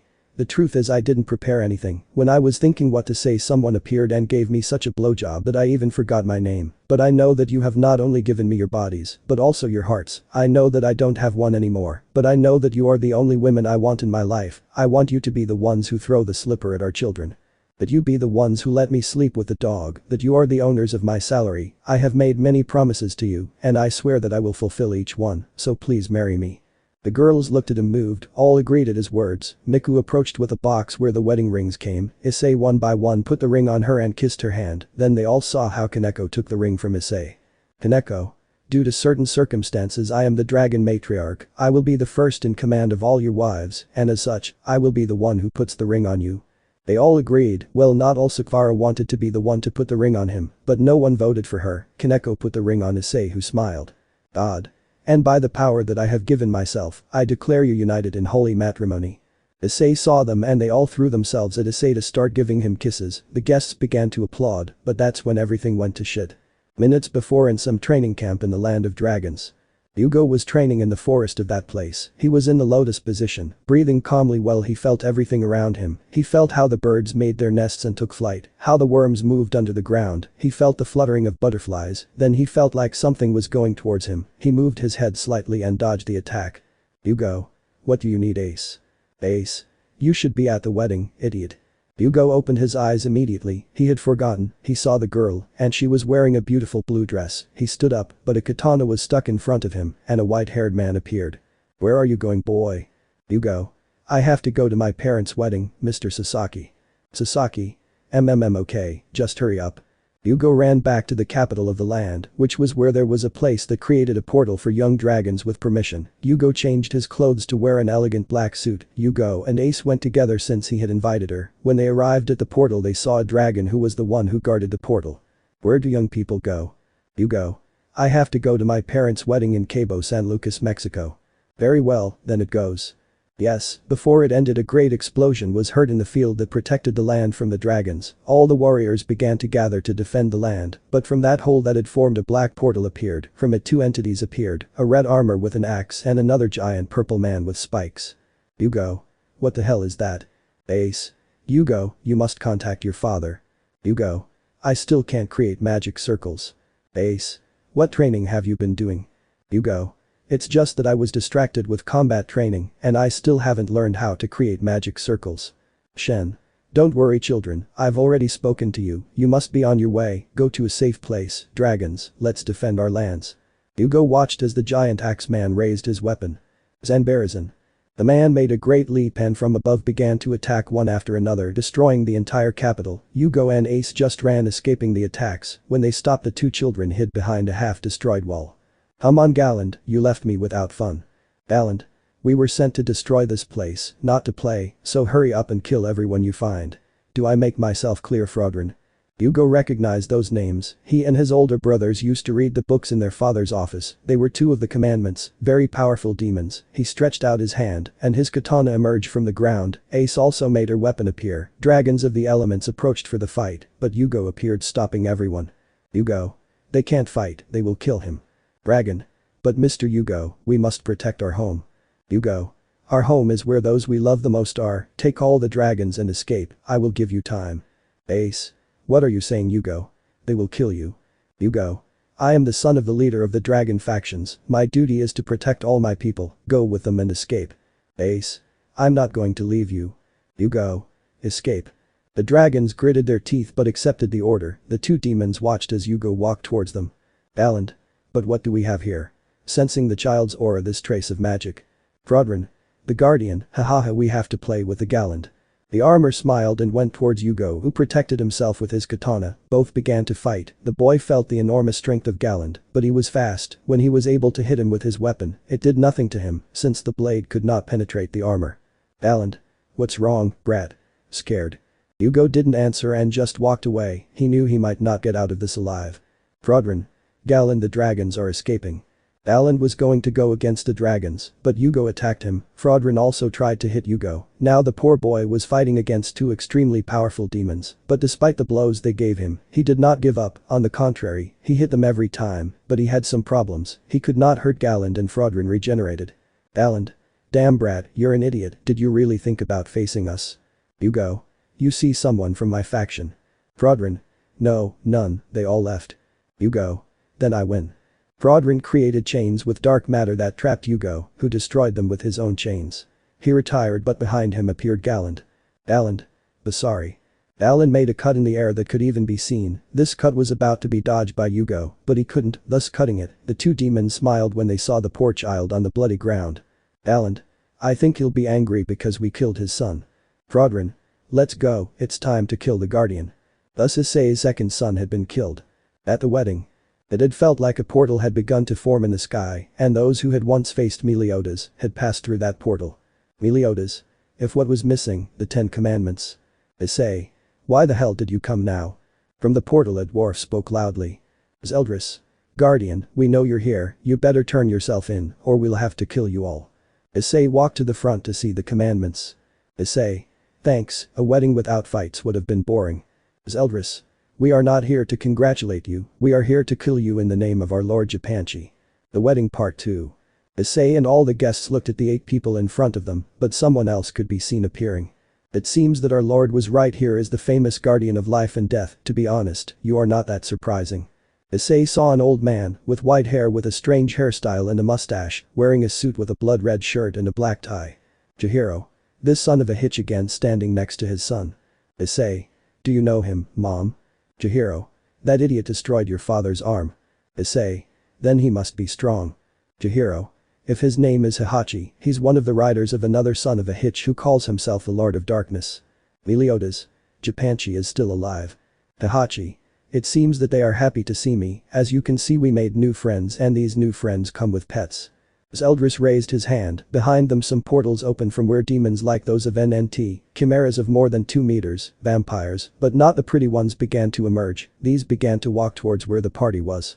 In the ear of Issei and the leaders' communication seals appeared where they were told that all the lands of their factions were being attacked, but Issei was more shocked to hear some words coming out of the mouth of the young ace. Issei. I think we all know what we're going to do, taking off his jacket. Azazel. Will you be okay? Issei. I'm not alone, seeing how his now wives began to take off their dresses to put on their battle clothes. Go defend your lands, I will kill these idiots. Everyone agreed. ZykxDragon approached Issei along with Arata and Rin. ZykxDragon. We will help you, Issei. Issei. Take care of all the demons and beasts, leave those idiots to me. Meliodas. Issei, if they are here we must. Issei.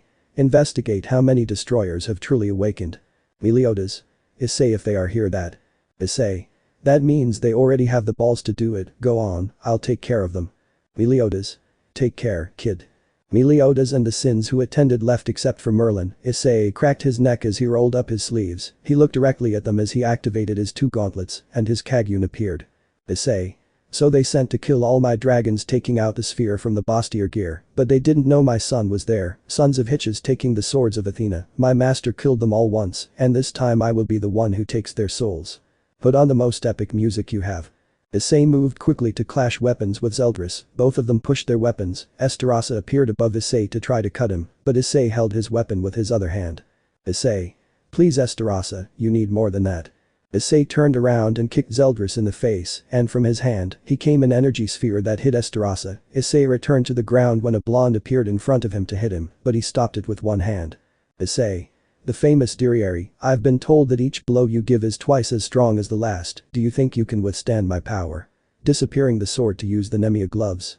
Both began to exchange blows that became stronger and stronger, causing a crater to grow bigger and bigger beneath them. Another man came down to get behind Issei and cast a fire spell in the shape of a bird. Issei had sensed it, so with magic, he created a huge wall of water that ended the spell. Issei. It's out of principle, friend Monspeed. I'm a dragon god, I can control all known and unknown elements. There's no spell I can't create or attempt, but if you want some fire, I'll give you a hot present.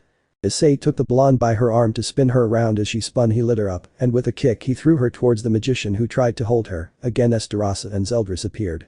Issei. Wow, they are tough, come all at once. Estarasa.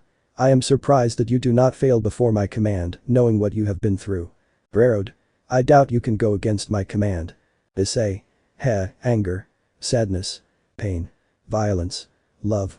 Fear. I don't feel any of that. I don't have a heart with which to feel, with which to know what should be felt. That's why your commandments with feelings are useless, so stop playing and fighting. I'm not going to let you interrupt my wedding just like that.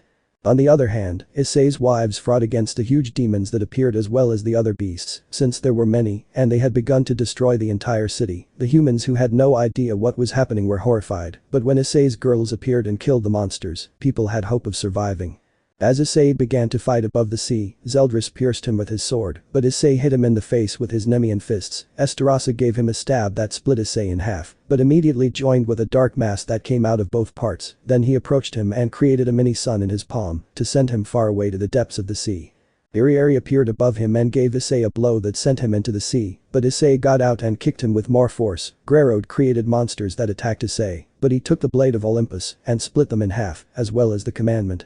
Droll moved the sea away, and 2 hands came out of the ground that caught Issei, but he broke them immediately and threw a cut at the commandment that hardened his skin, but he was still cut. Gloxinia created a giant sunflower that gave Issei a magic attack that sent him to the ground and damaged him a lot. On the ground Monspeed appeared and gave Issei a huge fire attack that created a crater. Issei appeared again, but this time began to hit Issei, quickly embedding him further in the crater. When he moved away above Issei, Zeldris appeared, who created a huge sphere of dark energy and threw it at Issei, who only watched as he gave him the attack. Land of the Dragons. Ace was crying next to Yugo's body, but from a portal appeared Leo, Azuka and Kata, who, seeing their brothers on the ground, came running over. Leo. What happened to him? Checking his brother who was missing a hand. Ace. Demons appeared and killed him. Kata. Scanning her brother, he's not dead, he's just unconscious. His life goddess blood won't let him die so easily. We can do something, but I need both of you looking at her brothers. Azuka. What thing? Kata. Biting her thumb from her. While I was studying with my mom, she explained to me that dad has a special magic that allows him to create a type of magic that secretes a black mass with which he can join the parts of his bodysuit. Edel. Miss Kata, your brother's arm was destroyed, it could not be reattached. Kata. Then creating seals, we will give him an upgrade so he can go to dad and he can help him. Leo. And where do we come in? Ada. Just give me your hands, taking her hands from her with Izuka and Leo making a circle around Yugo. Start giving me magic, I'll do the rest. Thus the three began to expel their magical energy, creating a column around them. On the faces of the four a mark appeared similar to the one Issei had, the one of the commandments, so from where Yugo's arm was a dark mass began to emerge that began to form an arm of a very dark color, and Yugo's katana was attracted to that arm. A few seconds later he opened his eyes. The three brothers separated. Leo.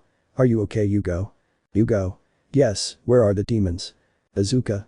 They're gone. Dad started fighting people who appeared from strange portals. Yugo. Getting up, we have to go help Dad. Ada. Do you think I can't win against them? Yugo. I'm not saying that, but we should still help Dad. Ada agreed, and so they began to create a portal to go to where her father was. The commandments watched with joy as a huge cloud of dust formed on the ground and there was nothing left in the crater, but their smiles were erased. Issei. I think they celebrated too early, lying down posing sitting on a chair on the beach while drinking a pina colada, but on his face, he already had that mark and the bone mask. Ugh, I do an apostrophe T like this. Issei appeared in front of Zeldris and grabbed him by the neck as he began to squeeze him. Issei. Have you been afraid of something? Zeldris. Ha, never. Issei. Transforming his face into a devilish one, really. Zeldris slowly began to turn to stone in the eyes of the other sins. Esterasa. Impossible, Zeldris is immune to magic attacks. Issei. It's not an attack, it's a curse. Starting to walk towards them. Esterasa went towards him and pierced him with his blade, but Issei held his hand. Issei. Tell me, Esterasa, how do you feel seeing me kill your brother again? Esterasa. Damn it. Issei opened his mouth widely and Esterasa's soul began to emerge from his mouth, causing his body to fall to the ground. Melascula, who saw this from afar, was very surprised. This human had already shown that he could use 2 commandments, but he was horrified to feel her hands resting on her shoulders. Issei. Wow, you are very beautiful, Miss Melascula, and very intelligent too. Running his hands down her arms. Your skin is very soft, that seems to me. Kissing Melascula's neck. Very exciting, I think I can play with you and get some information. Melascula. Ma. Issei held her by the head and broke her neck in one movement. Melascula's body fell to the ground. Under the body a portal appeared to take him away. Monspeet would try to go with Ddraig, but Issei appeared in front of him and with his Kagyun he held him. Ddraig saw this, but when trying to help him a barrier surrounded her and Issei's wives began to help him by distracting the commandments. Issei. I was told you have very hot flames, how hot are they? Monspeet. Now you will find out. The magician grabbed Issei's face and surrounded him with fire. The heat could even be seen, while Monspeet began to sweat as he put all his magic into that attack. When he finished after a couple of minutes, Issei's face was only the skull, but to the magician's horror, Issei's face was beginning to regenerate. Issei.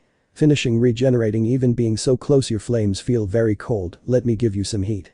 Issei blew and Monspeet was surrounded by black fire. The magician began to scream in pain, while Ddraig began to cry. She wanted to save him, but no matter how much she hit the barrier it did not break. When she fell to the ground, Issei appeared in front of her, dropping ashes from her hands. Issei. Sorry, I think I overcooked it. Ddraig screamed furiously and tried to hit Issei, but he stopped the blow as if nothing had happened. Issei. I'm sorry, but I was playing with you before, this time I'll kill you so you can leave in peace. Issei made an Emian glove appear on his right hand and retracted his hand, and with all the strength he could muster, he gave her a tremendous blow that destroyed the woman's head, killing her. He saw how Grerod wanted to catch Gabriel and Penemu, but Ella appeared above him, touching him with her hand. Issei. I would like to tell you that where you are going will be a nice place, but I would be lying to you. The ground beneath them opened up and long hands began to emerge from it, encircling Grerod as he began to scream in terror. Grerod. It is cursed with my command. Issei. I'm not doing anything violent, I'm just delivering you where you deserve, so I'm doing justice. Sin was swallowed by his hands when he was completely inside the hole it closed. Droll was knocked down by a blow from Mocha 2 and Kaneko. He was tied by chains that came from Leo, and Gloxinia was pierced by Zenovia's blade and knocked down by a blow from Izuka. Behind Issei appeared Galan raising his weapon ready to kill Issei, but Yugo appeared and gave him a strong blow that sent him away, making his father smile with joy. Tahachi. You're just like your father, a tough idiot to kill. Issei. What can I say? It runs in the family. Tahachi. I already realized, that's why I still have cards to play. Miss, would you do me favor? From a dark doorway came out a beautiful woman, more beautiful than any other who had ever walked that earth. She was tall, she wore heels, she had a pair of pants that showed off her long legs and her firm ass that could make a coin bounce, a good waist, a black dress shirt that squeezed her breasts. The buttons on the shirt were a pain to resist, but even so you could see her cleavage where you could see a tattoo. Her face was angelic, but she had an empty look and her long hair gave her a beautiful touch. Issei. No. Itachi, I present to you the most lethal girl my master has ever trained. Issei Opus. Angela. Angela. Hello dad mom. For the daughter of a dragon. Issei looked sadly at his daughter as did Opus, both of them looked at the young woman who looked at Issei with incredible coldness and traces of hatred. Itachi. Are you surprised Issei? If you still don't understand, she is the daughter you abandoned. Issei. I won't abandon her. Angela. You lie, I know you abandoned me when I was a baby, ever since I can remember I have known everything you have done, I know that my simple existence dislikes you, that is why my entire upbringing has been based on training and studying to kill you, father. Issei just looked sadly at his daughter. Issei's wives did not move, they were just attentive to what was happening. Galen looked at Issei's children. A great tension was created in the environment, then on Angela's face appeared the same mark that appeared on Issei's face, behind her appeared two tentacles that were Kagun equal to Issei's. In her arms appeared two yawning gear to the surprise and confusion of Issei. In a flash he appeared in front of Issei and pierced his father's chest, blood came out of Issei's mouth. Issei. Is this what you're going to do? Are you sure of your decision? Angela. You don't know how much I've wanted to do all this. Angela took out her hand and with one blow she destroyed Issei's head to kick him away from where they were. Issei's wives were surprised by what the girl could do. Angela knew that it was not enough to kill her father. She raised her hand and at the tip of her finger, she created a black sphere that she threw towards Issei, that when she touched him, it exploded creating a mushroom cloud. Everyone had their eyes wide open at what had just happened. Moments later she began to walk when the shock slingshot hit everyone. As she walked her Kagun fluttered. Inside a crater, a black mass began to form from where Issei appeared naked. He snapped his fingers and was dressed again. Angela stood in front of him and only saw how something gave Issei a diagonal cut, breaking him silently the top piece that was joined by a black mass. Angela. Why don't you fight? Issei. I'm not going to hurt you. Hearing those words from Issei angered Angela who began to brutally attack her father. Meanwhile Galen had attacked Issei's children. Hugo was the one who stopped the axe of the commandment. Leo jumped on top of his brother and gave Galen a magic attack in the face. Azuka appeared to hit him in the face. The three brothers fought in great synchrony. Because all three had trained fighting against their father, Galen got angry. When Azuka was going to hit him he grabbed her by the arm to throw her towards Leo, so they flew both out, but he did not expect Hugo's katana to pierce him in the stomach. Galen. Little brat, your end will always be the same.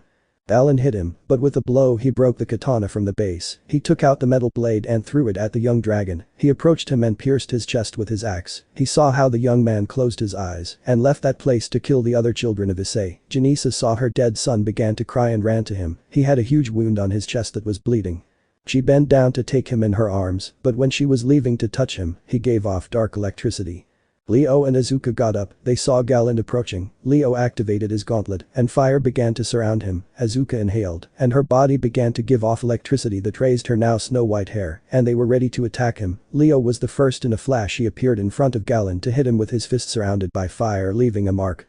He threw some knives that pierced Galen. He threw one more knife that was embedded in his chest. He moved away so that Azuka would appear to hit him again, but Galen protected himself with his axe. But Leo attracted the knives again that hit him in the back making him scream, but Azuka kicked him in the chest and pushed him away so that Leo would appear in front of him again and cut him in the throat. Drawing black blood, but he regenerated and gave a huge cut to the air that began to cut everything in its path, but both brothers propelled themselves into the air. Leo threw blades again, which did the same thing. He threw his dagger again. Now Azuka jumped onto her brother's shoulders and in her hand, she created a technique that her father taught her. Azuka. Rikiri. Azuka pierced him with the technique leaving an explosion of electricity behind her. Then Leo threw daggers behind him and a flash he appeared again on top of Galen who tried to hold him, but the boy jumped on his head and attracted all his daggers that surrounded the commandment piercing it from all angles so from above with his dagger, he made a cut downwards, making a large wound drawing black blood. Both brothers moved away from the body that fell hard to the ground, both panting because the techniques wore them out a lot. But when they were going to celebrate Galen again regenerated while laughing. Galen. But you are so funny, brats, but I'm tired of games. Galen turned his axe and impaled both brothers through the stomach, threw them upwards, and when they fell, he gave them one more cut that pierced them sending them against their mothers. Merlin caught his son and Kaneko's daughter, both were in serious condition, he had to help them, but he saw how Galen approached them and once again a voice was heard. I think I'm missing Galen. Galen smiled and turned around and once again found Hugo regenerating with dark energy. In both hands he had the pieces of the katana. You go. You walk away thinking I'm dead, or so it seems to you, but there's something you don't know, something you don't know, no shadows die twice. Alan. So you are the leader of the shadow group, even I know who they are, the strongest group of swordsmen, come see what you can do against me. Hugo took the pieces of his katana that was given to him by Krampus, he knew they were special, he closed his eyes, he felt his sword, something inside him was screaming, in his mind, the image of a tall thin woman appeared, she has long dark hair, she has bangs that cover her right eye, and a long braid that goes from her head to her waist. She wears a garrison cap and an open military jacket with a strapless corset and jeans underneath, she also wears formal military shoes, fingerless gloves, thigh-high socks, and with metal knee pads. Come on brat. Hugo was a little more scared when he saw that, the woman changed her face to a kind one. Sorry kid, my name is Wrist, I'm a Valkyrie just like your mom Ross was. Hugo. Why do I see her here? Wrist. Because when you took that katana you made a pact with me, we both fish in our souls, that way we both get much more power, and you are able to kill a god. Hugo. But that's impossible, I can't. Wrist. Come on brat, stop crying, you've trained, you've seen the fighting style of all your mothers, your father and the great swordsman Sasaki Kajiro, with me by your side you can do anything, transform me into the weapon you want, and together we'll kick that demon's ass. Hugo. Let's go. Outside Hugo began to shake, the now broken katana shone. Hugo. It's impossible for me to lose against someone like you, Rivalan, the one that roars and the one that trembles, with two souls in one body, let's fight until the heart feels it, and let no one stop us. Hugo gave a roar and launched himself at Galland, who was going to split him with his axe, but Hugo's katana stopped him. All of Issei's wives watched their sons fight while behind them, Issei was being slaughtered by his daughter. Hugo jumped and gave him a strong blow to the stomach, reflecting Kaneko's fighting style. He moved away, created a magic circle and launched a magic attack reflecting Sona. He moved away, and the two katanas changed into fencing swords with which he repeatedly stabbed, reflecting Tsubaki's hobby. Galland hit him with an axe, but he still stopped again. This time the fencing swords merged into a huge and heavy sword, with which he and Galland began to hit, reflecting Zenovia's fierceness. Blow after blow none stopped, but when they gave a final blow the weapons of both cracked, now the swords split to form two crossbows with a cylinder below, jumped and launched the arrows at him in a way that reminded them of Taka. When Galland was going to attack him, he created several seals behind him to launch different types of magic reflecting Roswas. The crossbows became katanas again with which he impaled and held Galland to the ground. Hugo. This is going to hurt. He joined his hands and above the demon, an emblem of heaven religious was created from which a powerful attack of light fell that seriously hurt the commandment, then he attracted the katanas and hit the ground with his feet to create ice peaks that hit Galland, blushing Seraphil and Gabriel. Galland got up to see how a wall of black fire covered him, surprising the dragon goddess. He created two shotguns with which he began to approach the demon. Hugo. This is your end, pointing both weapons at him. Galland. No, I'm scared of your toy guns. Yoke, these are not toys, little flower. With one shot he had blown Galland's head off, he knew he could regenerate, so gathering all the power he had left, he created a crack in the ground from which moans and screams began to be heard. Hugo. You won't escape from this one. When Galland was regenerating he felt hands pulling him and saw how they began to drag him to hell. When the commandment was defeated Hugo disappeared, all his magic power was going to fall to the ground, but Wrist appeared and took him in her hands. Wrist. Well done kid, you won. Hugo. Winning feels really good. Everyone was shocked by what had just happened. Hugo's brothers were healed by Merlin, while Janissa ran towards her son. ZDE. Issei was coming out of a crater while regenerating since he was missing an arm and part of his face. Angela appeared to kick him in the face. Angela. You don't know how much I've wanted this moment. Issei. Do you really believe what they told you? Angela. Nothing you tell me will change my mind. Issei.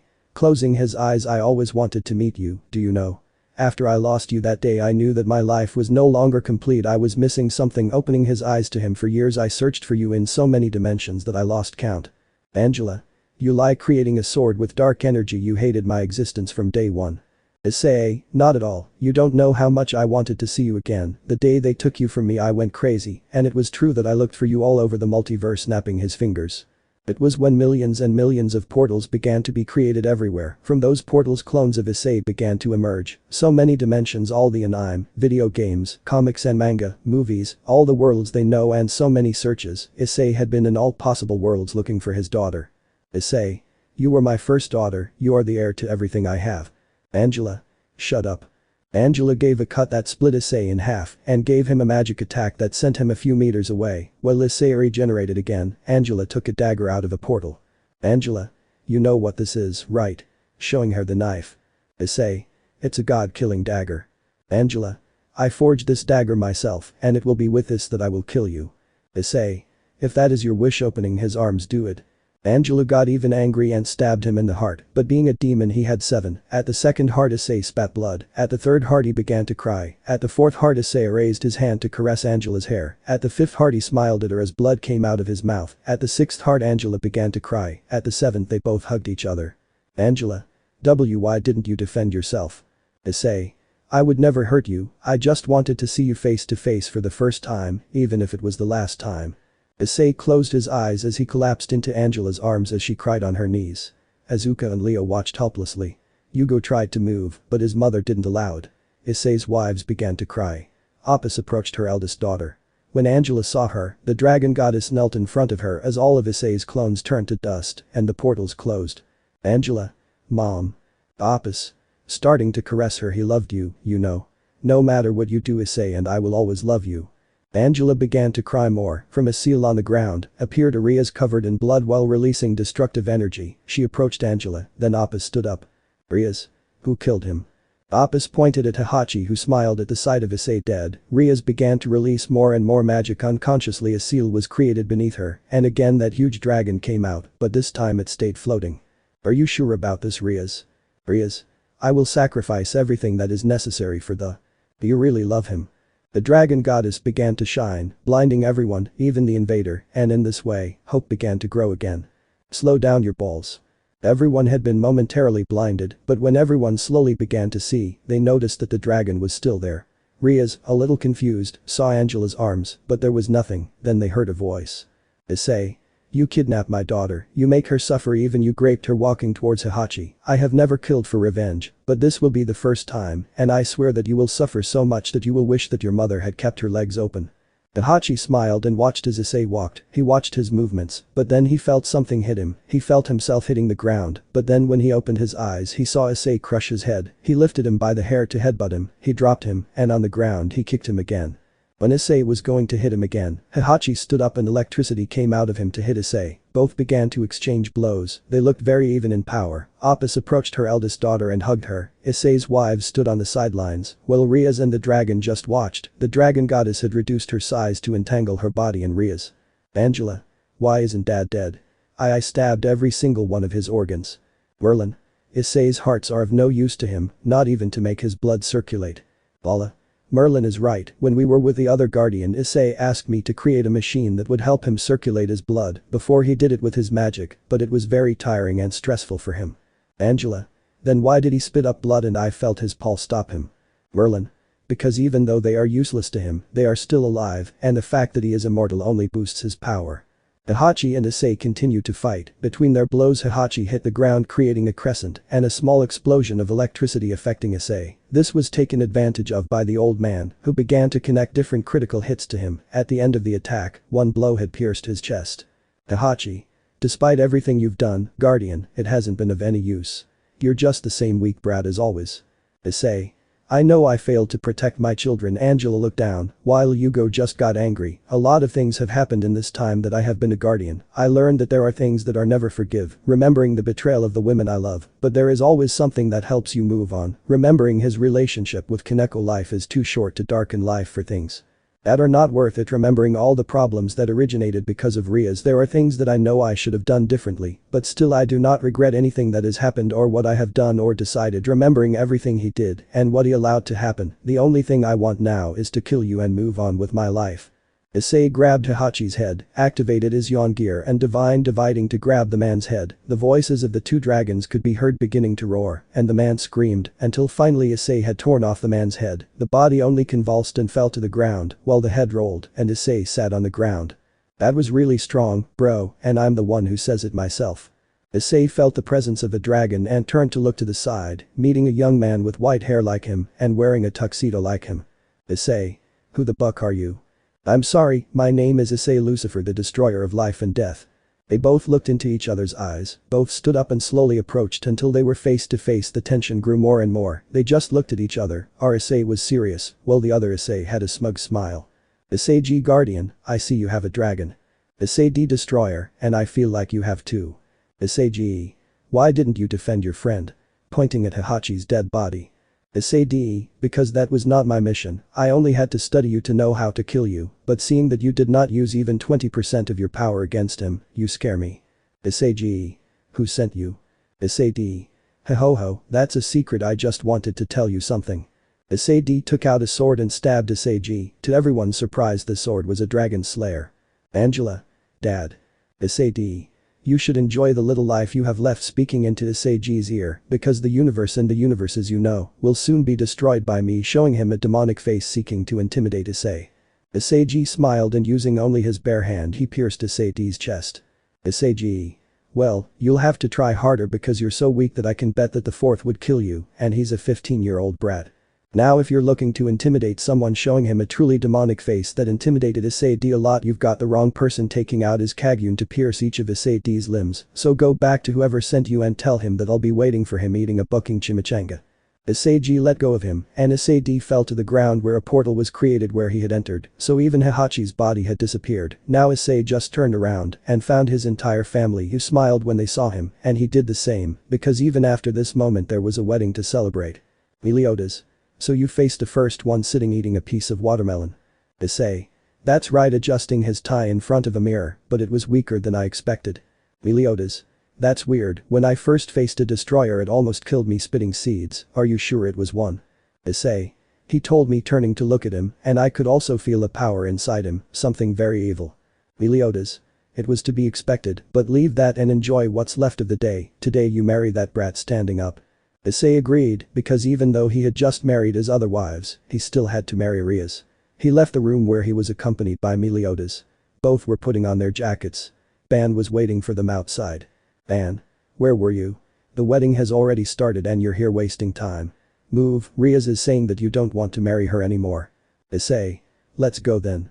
The three of them arrived at what was the altar. They were only accompanied by the Sins except Merlin, Ria's parents, as is Alan Sererg, accompanied by their nobility. On Issei's side, there were only his students and the teachers in addition to the director. Issei's godparents were Meliodas, Ban and Asta, and Ria's were Akeno, Asia and Graphia. Issei stood in front of Mikkel, and the music began to play. The doors opened and revealed Rias wearing a beautiful dress. In front of her was Kata leaving flowers on the road. Rias would be delivered by her father. Rias was handed over to Issei, who smiled as he felt Rias jump into his arms. Rias. I was afraid you wouldn't arrive. Issei. What can I say? I have to act important, don't you think? Rias. You're an idiot. Issei crying with happiness. They both separated and Mikkel began the ceremony. They both said their vows, put on the ring and kissed each other, but when giving the kiss Rias threw herself on Issei, so they both had become husband and wife. What nobody knew was that at the party after the wedding with his other wives, he had left a blood clone. Right now it was already night. They were in the human world, more exactly in Sweden, in a hotel in the presidential suite. Both were in a pool. Rias. Forgive me, Issei. Issei. Why? Rias. I know you erased my memory. Issei remained silent. He didn't say anything while she turned around to look at him. Rias. I don't remember what I did, but I know it was something bad for you, something that changed you, but still you are with me right now when you should be with your other wives. Why? Looking into Issei's eyes. Issei. These things happen. I know that if I had a heart I would hate you with all my heart, but no, even so I remember Rias, who was my girlfriend, the one with whom I lost my virginity, the only one who, even though she saw my true self, stayed by my side without caring. I think that and something else makes me be with you at this moment. I want to have that illusion with me a little longer. Rias. Issei, as I told you, I don't remember what happened, but I want you to know something and be very clear about it from this day on. I am completely yours, my being, my body and my soul. I will do anything you ask me, no matter what. The only thing I want from you is for you to allow me to be by your side. Issei agreed for Rias to kiss him. That would be a new beginning for them. A new beginning for all. A happy ending. The years passed because time is what never stops. Things between Issei's wives were not the best. The only one who did not live with him was Rias, with whom he had moved to a house in his hometown. Exactly 7 years had passed since the wedding, so I will tell you little by little what has happened. 2 years after the wedding, Issei graduated from university with a master's degree in finance. Shortly after, with the help of ZykxDragon, he opened an investment, modeling and clothing design company. Issei's women, with the help of their husband, began to live their dreams. Kaneko and Gabriel opened a pastry shop in the city of the underworld. After 2 months, the store was already a success, so little by little, they had to hire more people and open more places with the support of Issei. They moved to the underworld. Issei's children grew up, and their father trained them and spent a lot of time with them. Each one learned something different from their father. With investments from Issei, Tsubaki founded a law firm and was doing well, because in the human world, he began to gain fame as they worked with artists and some politicians.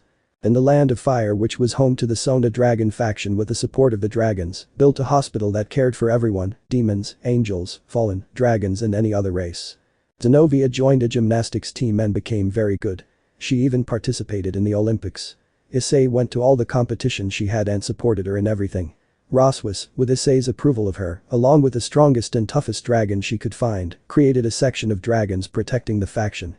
Auka became Issei's partner as she wanted to start her own business, so she started her own. Seraphil continued working at her same job as always, but she didn't like being away from home for long periods of time, so she often missed work or came back early to be with her daughter, a grape Issei. In fact, she got pregnant again, giving birth to another daughter by Issei, whom they named Sam. Enemu was Issei's secretary, so she spent a lot of time with him, so they often had Hex in his office, and she also got pregnant, but with a boy whom they named Eddie. Hiroka was a model for Issei's company. She became famous and is now one of the most famous models in the human and superhuman world. As promised, Issei gave her everything she needed and she started programming video games, from which many video games were born, and even with Lala's support, they created their own console that far surpassed PlayStation and Xbox. Ram worked at her husband's company, creating and designing beautiful clothes that everyone loved, so they made a lot of money with their clothes. Lala continued with her inventions. She needed to create something for Issei that was very necessary. Both Mocha entered a gym to train mixed martial arts. They were incredible. Both immediately after a couple of fights entered the major leagues, being stars for the UFC, winning several awards and setting records. Merlin continued in what he loved, as well as he did not like to spend a lot of time away from Issei. That is why he only gave some classes, but still his students became incredible magicians, while Venelana was the second in command in the dragon faction.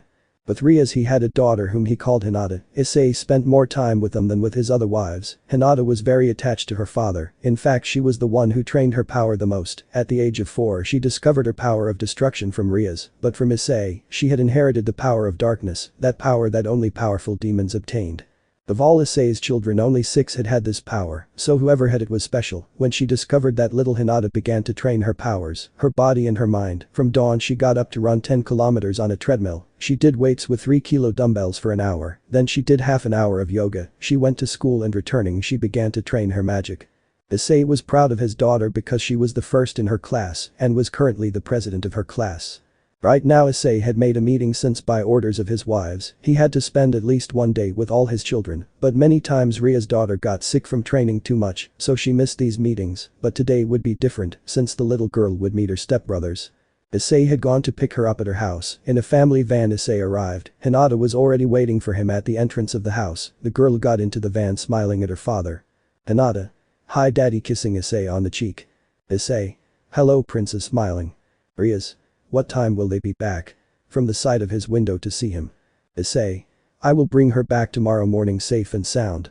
Rias. Are you going to take care of her? Issei. Of course, beautiful, looking at her through her sunglasses. Rias. It's okay, have fun babe, looking at her daughter. Hinata. Sure, mommy. Rias. Take good care of her, pointing at Issei. Issei. Of course, I love you, kissing Rias on the lips. Rias. Me too. Issei started and they left from there. They arrived at Issei's company to the surprise of his daughter Ella. Issei carried her in his arms Ella to go to the roof. Hinata. Is this where you work, daddy? Issei. That's right princess, now let's go to the rooftop where your brothers are. The two waited a couple more seconds and the doors opened, revealing all the children playing in a pool with a console and other training. Hinata was very nervous, her stomach began to hurt. Issei. Brats, everyone kept playing brats. Angela saw her father but still threw a ball at Leo's face. All the children turned their gaze to see their father slightly annoyed. Issei sighed and fixed the tie he wore. Issei. Children, she moving his daughter Ella in front of him. She is your sister Ella, Hinata, I told you about her. All the children agreed and formed a line. Issei. Hinata, they are all your brothers, looking at the children. Let's see, where is Hugo? Angela.